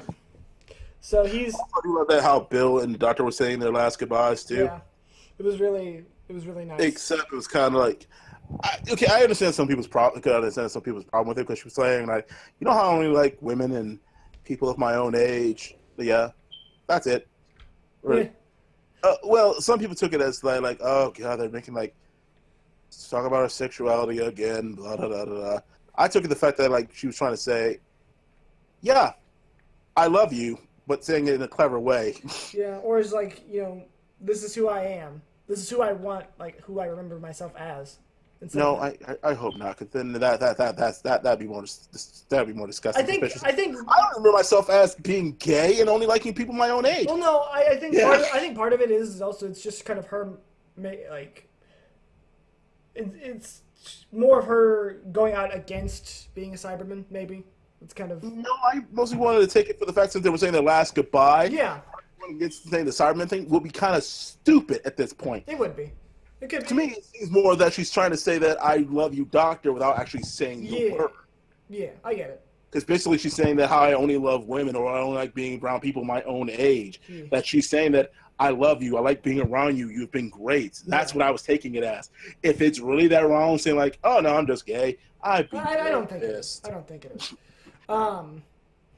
So they both go their opposite ways, and the Doctor, as he's blowing up more Cybermen, he's naming off planets where they come from and stuff like that. And I think he turns around and then he gets shot by a Cyberman. It's a Mondasi Cyberman that shoots him. And then he says something like, I'm the Doctor, and the Cyberman's like, doctors are not needed. And then he's like, no, I'm not a doctor, I'm the Doctor. The original, you might say. I think that's how the line goes, right? Yes. Jesus Christ, remember you. I'm making sure I'm not misquoting it this time. God damn. God forbid I try not to misquote the show. You misquote a lot. I do. You know what? Fuck you.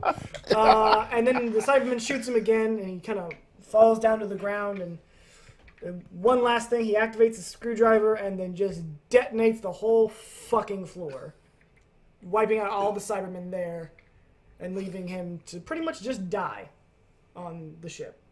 But don't forget, his body has been trying to regenerate. And he keeps denying it. He's denying his regeneration and trying to kill himself because he does not want to change again. So we see the waste of the explosion. Also, he does say this after that. Before that, it's like he looks up and still is like, sad. I was hoping to see stars. Yeah. That got to me. That was. But before that, we go up to see that Ed and 4502, Nordal, and the kids have made it. Yeah.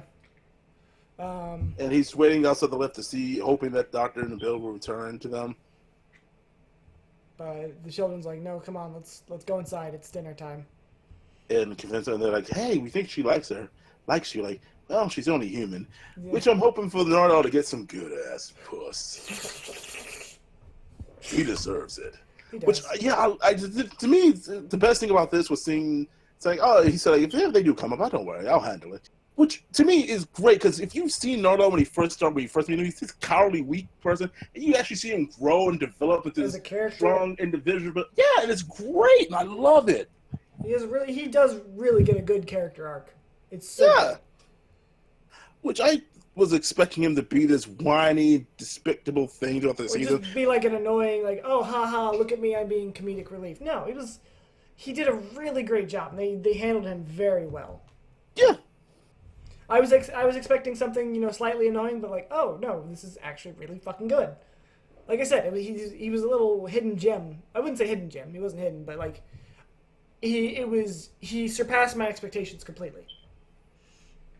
But we go back down to the desolate wasteland that is now floor 0507. The Doctor's body is just laying there, and the camera approaches, and we see somehow Cyberman Bill is still alive. This bothered the hell out of me. This bothered the absolute hell out of me, because I knew this was going to happen anyway, because, how do we write the Doctor out of the situation? But if this explosion practically killed him, killed every other Cyberman there, how did Bill live? Because there's nothing really that different outside of her mindset that separates her from anybody else. Right now, we know the Doctor's like severely wounded. He's not really dead yet. He's dying. Yeah. But like, it incapacitated him. And she's just a regular Cyberman. It killed the rest of them. We're not actually given an explanation on how she survived the explosion. So... I mean, she's dying too. She's not. She is dying, but like every other Cyberman just up and died with the explosion that we know of. Yeah, but then again, I think that it has to matter because where the explosion point happened, they were surrounding the Doctor, and I guess maybe not so many was. Yeah, but the fuel lines went throughout the whole thing. Like, I don't know. Like I said, the it's one of the explosion things probably that would have bother a bigger one, but that explosion is still going to travel and still going to create that energy. Yeah, I know, but like I said, it's one of the few nitpicks about this is actually probably my biggest nitpick. Oh, it's not mine. Yeah, we'll get to that in a second. So somehow Bill survives, and she's trying to she wants to help save the Doctor, and then there's a puddle on the ground. Okay, I gotta say this because you don't know. Because here's the thing, and I didn't do this in the podcast. I don't think I ever mentioned this in the podcast, but I have mentioned this to him because I talked to Soul outside this, and I said, like, I bet she's good, because I think Bill's going to be a one-season character, and I think the pilot's going to come back and take her with her. Now, for a moment, he thought that would be a little too far-fetched. Now, I called it! Now, to remind everybody who the pilot is, this is the, Heather, the villain, Star-Eye girl, the villain, quote unquote, from the very first episode of the series, and she appears from that puddle looking at Bill, and then somehow Bill is outside the Cyberman suit because Heather is able to do that. Deus Ex Machina, motherfucker. Yeah, really. Once again, I feel like anytime the Master's involved, there has to be a huge Deus Ex Machina. So, Bill is now no longer a Cyberman. Heather and now whatever form Bill is take the Doctor back to his TARDIS somehow. Don't question it. Deus Ex Machina, motherfucker. And I think Bill says something along the lines of, wondering if she's dead, and Heather kisses her to find out that, oh no, you're not. See, you're alive. And then she's like, am I just gonna be this way? Like, oh no, you're nothing but a rearrangement. We can rearrange your atoms. You can be human. It doesn't matter. You can go wherever you want. So I'm thinking like, oh, good, good. You're basically God. Kinda. And you came from oil from a ship? Yeah. What kind of fucking ship is this?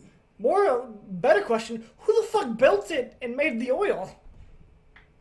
Because I'm thinking if the ship runs in this kind of oil, what the fuck can this ship do? Because they would able to travel through time and space because of this shit. My question is, who the fuck made it? I'm more interested in the people who made it. If they can make fuel that can rearrange atoms. I'm not worried about I really want to know the ship that goes by, because I'm thinking like this. We're gonna find out it's some magic Time Lord ship, the like battleship or something along those lines. That would be cool if it was somehow related to the Time War. Yeah, it's the only way I could think of it. That'd be cool, but no, we're probably never gonna see it again. Yeah, Yeah. So they bring the Doctor back to the TARDIS, saying like if he wanted to be buried somewhere, he wanted to be laid to rest somewhere, it would be here. Heather goes to the doors of the TARDIS, opens them up. Bill has a single tear fall onto the Doctor's forehead. Just go with it. And then Heather's just like, we can go anywhere in the universe, where do you want to go? He's like, oh, I've been around the universe a little bit. Let me show you where we should go. I'm like, okay, that's kind of cute. I like that. That was a fun line. Kind of shows how Bill's progressed a bit. She's like, instead of being led around the universe, now she wants to do the leading. I'm like, okay. Do you want to rant about this for a little bit? No, I think I can get to the end of this. I'm going to probably rant about a few things that there's... Yeah, okay. Why not? Let's rant about this now. Okay. There's a problem with this. This is basically the end of last season. With Clara. Went off with me. Or Astrid, or what you want to call her. Her. I thought it was. Her. No, it was me. Was it me or was it her? It was me. It was me, okay. It was me, because I remember the Doctor saying that when it's like, you wonder who the hybrid is, it's me. And a lot of people wonder, like, was the Doctor talking about himself, or was he talking about... Right. Wow, why? I was just... I guess I'm the bigger Who fan around here. No, you just have a better that's probably why it explains why I don't get much puss. God, yeah, you're right.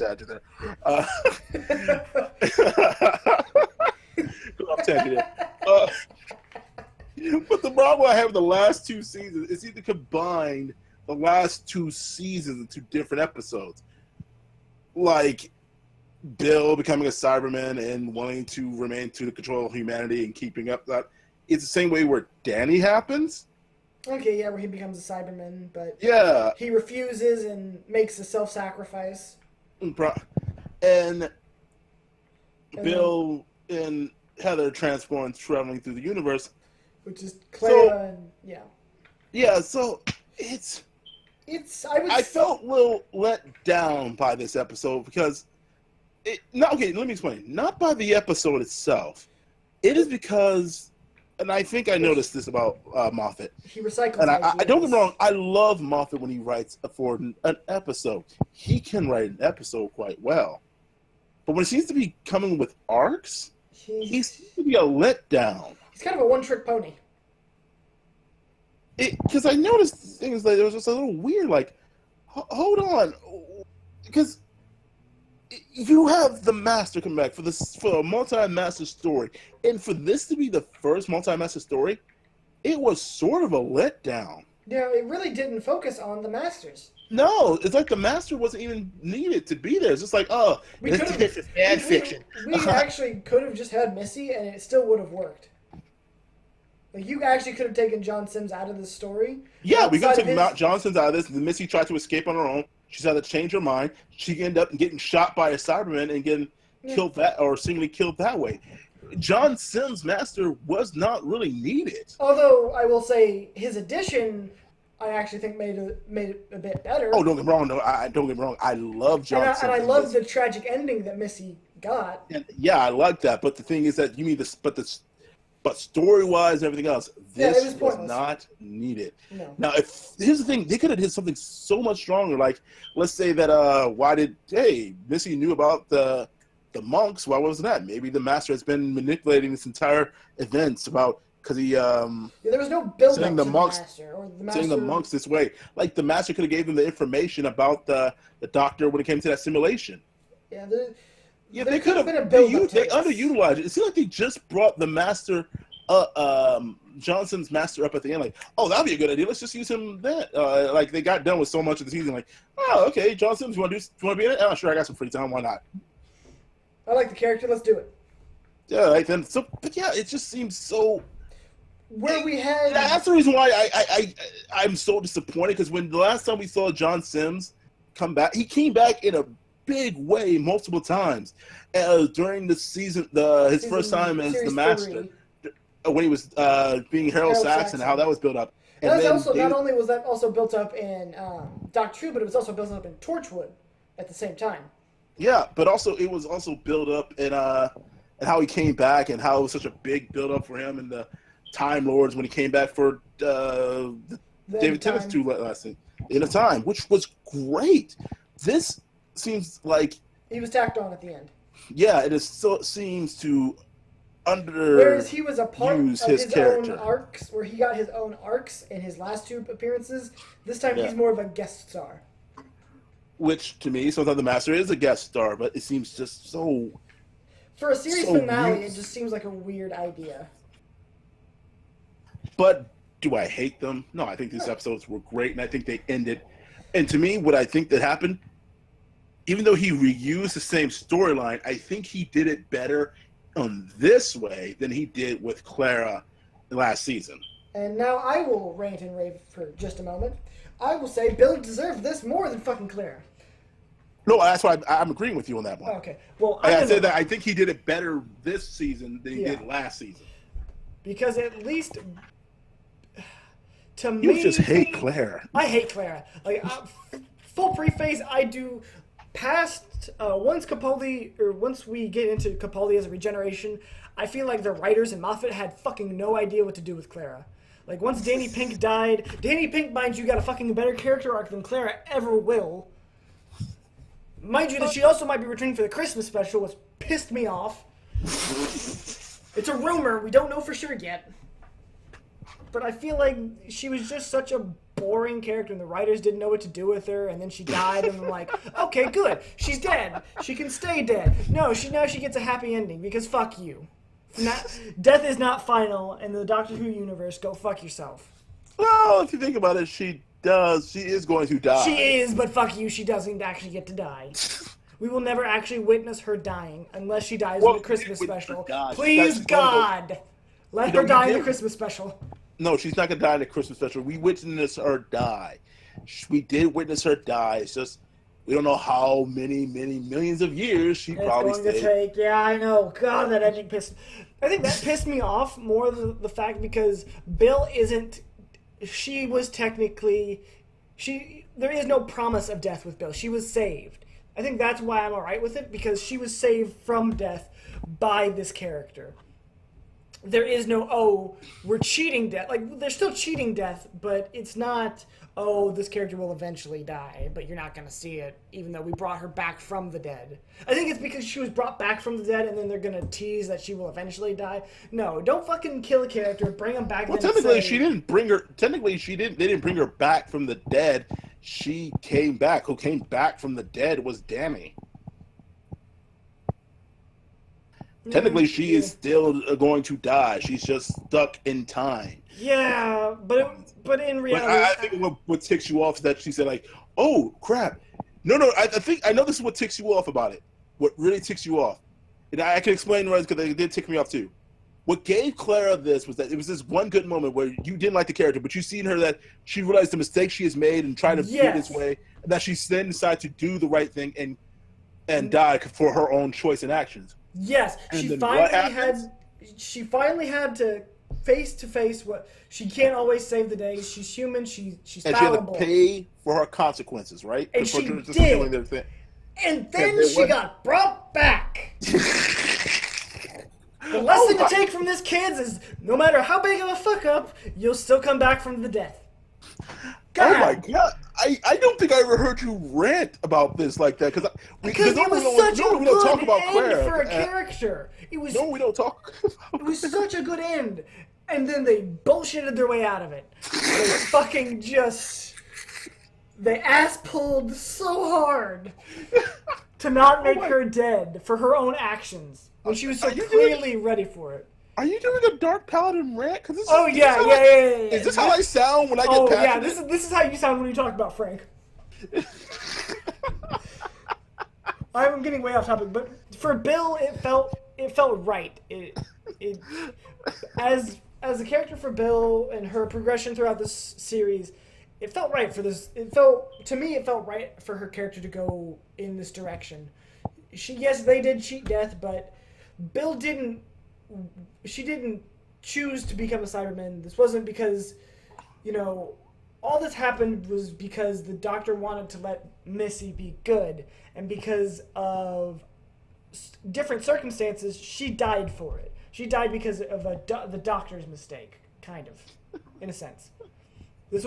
She was an innocent bystander, so her cheating death to me isn't the same as Clara owning up for her own mistakes and then saying, well, fuck you, middle finger. She's not actually going to pay for jack shit. Oh. I'm sorry, but characters that accept their fate should stay dead and not get to have a sweet, happy ending. Game of Thrones has ruined me. Sorry, I'm done now. I don't know how long that went on for. I don't know, but my God, I was not expecting that. Right?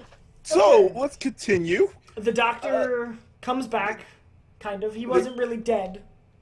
Well, he was not really dead. He's not dead. He was dying. They even said the lines. She even dropped a tear. A tear went down her shoulder. With a tear to show his regeneration energy again. He wakes up. He starts saying lines from other doctors. He says, "I don't want to go." The neutron flow. I don't want to go, and I remember when the Doctor was me. But also before that, when he was also dreaming, his previous companions. Yeah. It was really nice. Yeah, which also helps you with where his mindset is right now. He doesn't want to change again. He's absolutely refusing regeneration because he would rather die than go through this process of becoming a whole new person again. And we've seen this kind of with David Tennant's Doctor, where he was kind of vain. He's like, no, I can do so much more than this. I could be better. He absolutely wanted to refuse his regeneration. Whereas Matt Smith's Doctor kind of accepted it, and so did Eccleston. But Eccleston accepted it because, he was finally forgiving himself for the Time War. I don't know. All I know is that he seems to be that. I think what's more to it is, I don't know if he doesn't want to change, because I think it seems like he just wants to die. I think he just doesn't want to change again. I think I remember reading somewhere where they quoted Moffat saying he's tired of always having to change, and he doesn't want to. And he feels like he's this absolute new person in this new body, and he doesn't like the change. He doesn't like that he has to become a new person every time. Or something along those lines. This is paraphrasing. I'm paraphrasing Moffat. Yeah, well, I think that's kind of the thing. My thing is this. Some people got upset with the whole David Tennant thing, so I don't want to go. So the Doctor should be okay because he's still the Doctor no matter what.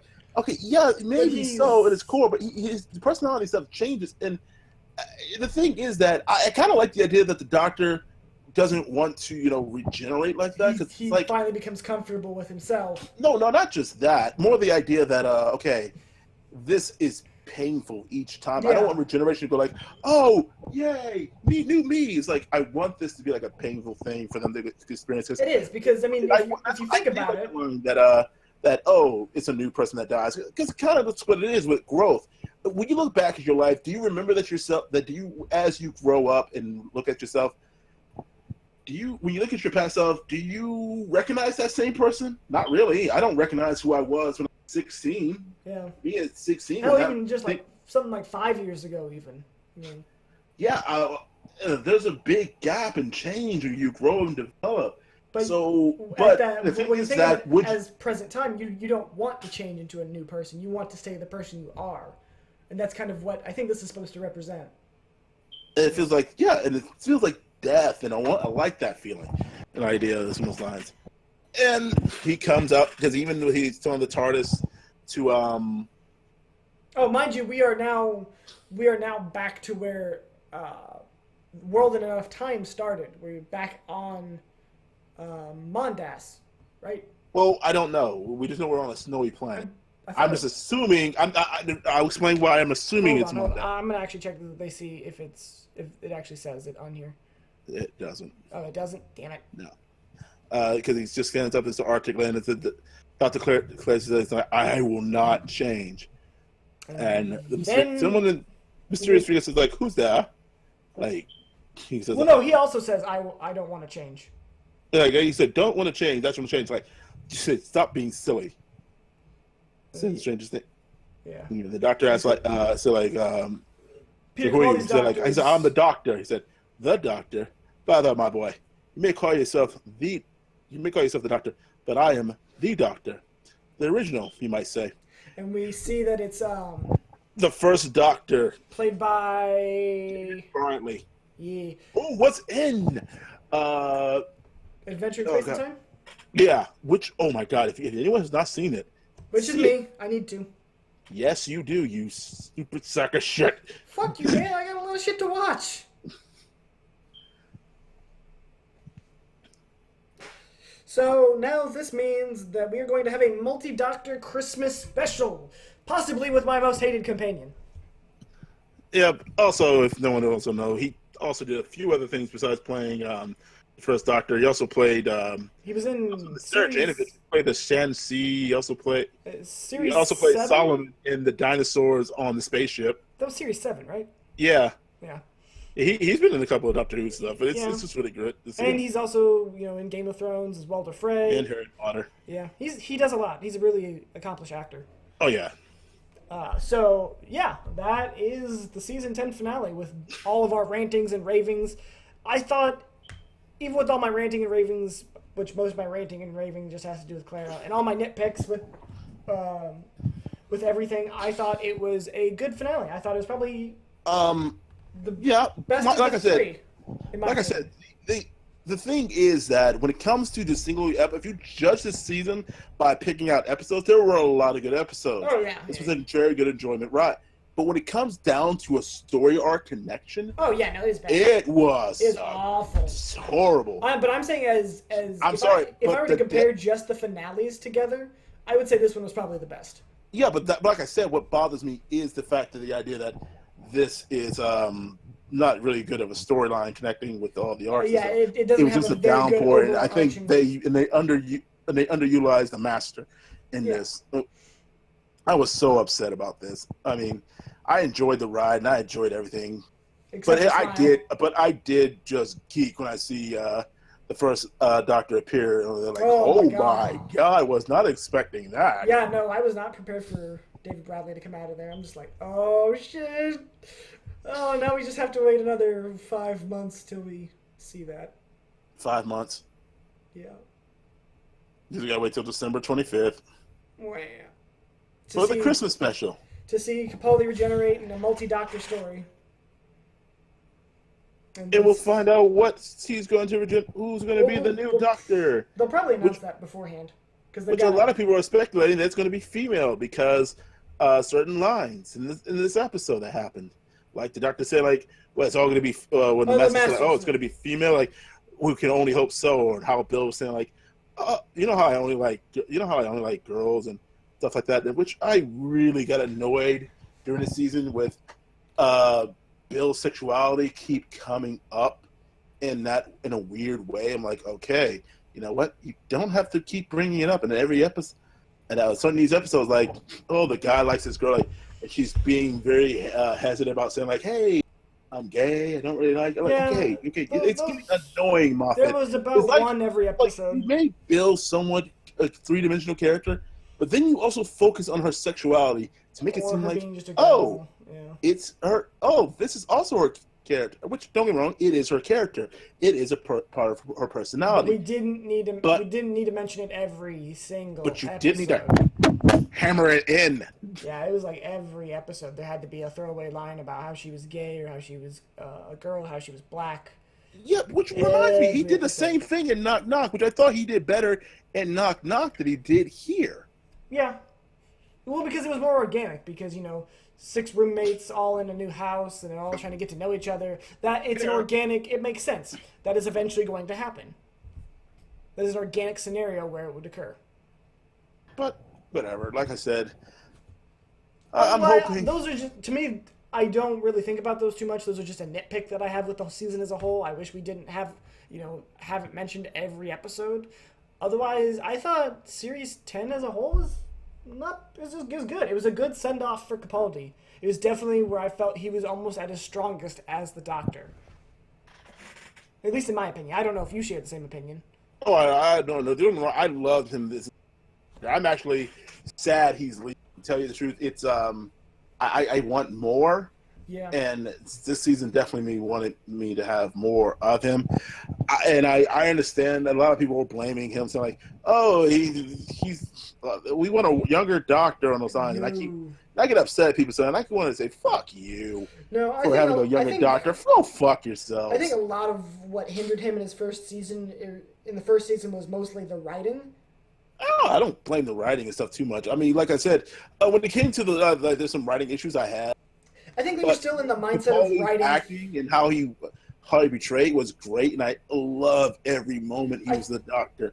Like with Matt Smith, it took me a moment to get used to it. Oh yeah. But Capaldi I was balls into this, like first episodes into. I feel like they were still kind of in series 8. They were still kind of trying to write for Capaldi. They were still wanting to write for Smith. You could kind of see where they were trying to transition. Then once we got into series 9, they started to write for Capaldi. Like they had a feel for what his strengths were, what his weaknesses were. And then by this series, they absolutely just knocked it out of the park for his writing. And you could definitely tell this is where he was his most comfortable and the most where he really fit, as this was his Doctor. If you want to see him just firing on all cylinders, you watch series 10. No, I still say watch them all. I'm saying watch them all, but like this is where I don't think he had a bad episode as the Doctor. You know what I mean? Yeah, but I think this is like a throwback to like the old Doctor Who and how people can question, like, because a lot of people can be like, well, the Doctor was always supposed to be a hero. No, the Doctor didn't start off as a hero. The Doctor was just a man who was just traveling. And grumpy. He really did. Yeah, and I didn't mind that. No, yeah. I liked that. And the Doctor was being a hero at the same time. Like I said, one of my favorite lines from Capaldi's year, with the Christmas special, when he walked off and to go back and try to convince her, oh no, we're all still asleep. And he looks off and say, hey, are these the same people? Like, yeah. Like, oh, I'm sorry, I deleted you. I'm like, oh my God, that is so nice. Right? Yeah. But yes, like I said, outside of maybe a couple forgettable episodes and obviously Smile, fuck you, Frank. Series 10 was fucking great.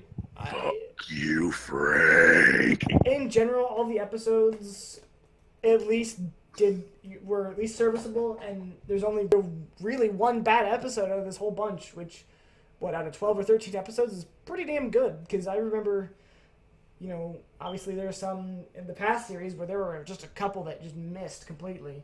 So for this series to only have one episode that was just it wasn't even a complete misfire. It just didn't hold up to the standards of the rest of the series. So I think it was a great series for him to end on, and I'm excited to see who the new Doctor is going to be, whether it be male or female or whatever they choose. Oh, right. I'm sorry. I went off on a tangent. I forgot what I actually was trying to make a point about the flashbacks. If you notice each of those flashbacks with his companions, each of those companions went through some crap. Well, yeah, all companions have gone through that. Yeah, I know all of them went through some crap, but let's mention, between the Russell T. Davies years and this, these companions went through some deep shit. Yeah, Russell T. Davies definitely wrote character arcs. Some of them got some bittersweet endings, like Rose, like, oh, I can't get the real Doctor, I'll just get his clone. Which is still sad. Like, it was bitter. That's kind of, but I mean, that's kind of messed up. Yeah. Oh, Rose got a happy ending. No, she didn't. She got stuck in an alternate universe. No, I'm not talking about the alternate universe thing. I'm talking about Yeah. She's not just banging not really the Doctor. She's just loving a guy that's basically just a human version of the Doctor. Yeah, it's just weird. It's not the same. Everyone else is just so sad, and I know some people got upset saying like, "Wait, hold on, how could Doctor remember Claire if she wasn't there? If he's not supposed to remember her, why would you ever remember her? I don't. The reason why I can say this is because because he remembers that who he knows is a Claire. He knows that this person's important. He just doesn't know what she is and all those lines. And you know that he's a companion. No, So having her image there is not just like saying like, oh, the doctor remembers, because that's for us, for the audience. Yeah. Not to say like, because you can't really show a concept thought. Yeah. In visual form. And obviously, this is Moffat's last episode is going to be the Christmas special, and so I would like to draw a comparison from him to Russell. I would say Russell T Davies definitely wrote characters better. In general, I think he wrote character arcs better. Character arcs, yes, I agree. And he definitely at least always had an overarching story that made sense. But when it comes down to it, I think Russell T always... Sometimes some of his writing seemed too fan fiction for me. No, yeah, I'll give you that. I'm not saying his was perfect in any bit, but at least I could always follow the overarching stories. Yeah. There was no, the question will be asked when the silence shall fall. Like, there was some really convoluted fucking plot points Moffat tried to throw in there for his story arcs. Yeah, which, because I got so... I got confused. I got hyped for each... Like, he could build these great villains. He could make all this beautiful thing, and then find out, oh no, we're just a church. Yeah, he always felt like he under-delivered, where I felt like Davies always just kind of delivered. The endings were always kind of Deus Ex Machina, but like, at least we got there. Yeah, but like I said... Moffat's not bad. Don't get me wrong, if I had to compare the two, I think I prefer Davies' writing mostly just because his characters are better. And I don't know who I prefer better. I like them both quite honestly, actually, but it's just a little weird sometimes. But like I said, I do love that. But I do love. I think the only good ending story arc I actually said that had the perfect one would be River's Song. Okay, I can accept that. Yeah, she had a really great ending.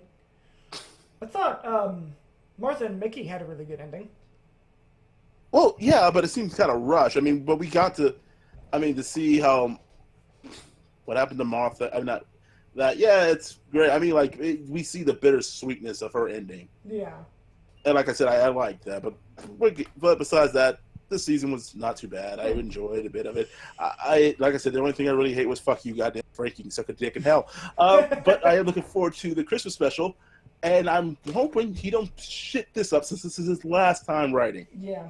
And so now, once the Christmas special is over, we will enter a new age with Chris Chibnall, I think. Yeah. Who, from the most recent thing he's done, I believe, is Broadchurch, which Broadchurch is fucking great. Which also featured David Tennant as a main actor. Yeah, I heard about it. I haven't watched it yet. I've been hearing good stuff. It's getting a third series. Yeah. I know that, but besides that, I heard that but I also heard there's some rumors that this is what's happening is that right now is nothing more than the Doctor's illusion. At the first Doctor's actually nothing more than the Ghost of Christmas Past. And the future, the present is going to be Bill, or maybe Clara. Yeah. And the future is going to be the new Doctor, and it's going to push him to go to accept his regeneration. That'd be cool. Yeah, but we'll see how it goes off. Yeah. I think they're just now starting to film it right now. But also, what they're doing, another thing is that this could be is that the first Doctor that he did land on the planet where the first Doctor did regenerate, and he probably wants to help bring this back on footage because what a lot of people don't know, the first Doctor's regeneration, that episode is gone. Like just completely? Oh. It's one of those. Remember, BBC deleted some of their tapes and stuff, and they try to get back a lot of that stuff. This is it. The first Doctor's regeneration that episode is gone. I wonder, as far as I know, it can't be found. So I think this is just probably a way for him to maybe say kind of recreate it. Yeah. I wonder who they'd get to do Patrick then. Maybe his grandson, because his grandson kind of looks like him. No, that's yeah. I mean, since his grandson did play him in the episode in the special, that Doctor Who special. Maybe. So we'll see. But we've been Oh, we've been talking. We've been talking for over 2 hours now. I think it's time for us to stop. Yay! But overall, great finale. Great way to end the series. Good series overall. I enjoyed it. DarkPaladin enjoyed it. Besides for some nitpicks. So thank you all for joining us for what will be the last Doctor Who podcast, probably until the Christmas special or two. We get some news on who the next Doctor might be. So thank you all for joining us. I hope you have enjoyed this podcast, at least this section of the podcast where we talk about Doctor Who. DarkPaladin, thank you for once again joining me. Mm-hmm. If you guys like the podcast, please feel free to leave a comment below thinking what you thought about the special, what you thought, or not the special, but about the series or the finale as a whole. Feel free to like Or we can talk about how much badly that Frank sucks. Yeah, we can talk about how shit Smile was. But if you feel generous, please feel free to like and subscribe to the channel. And as always, everyone, have a great day.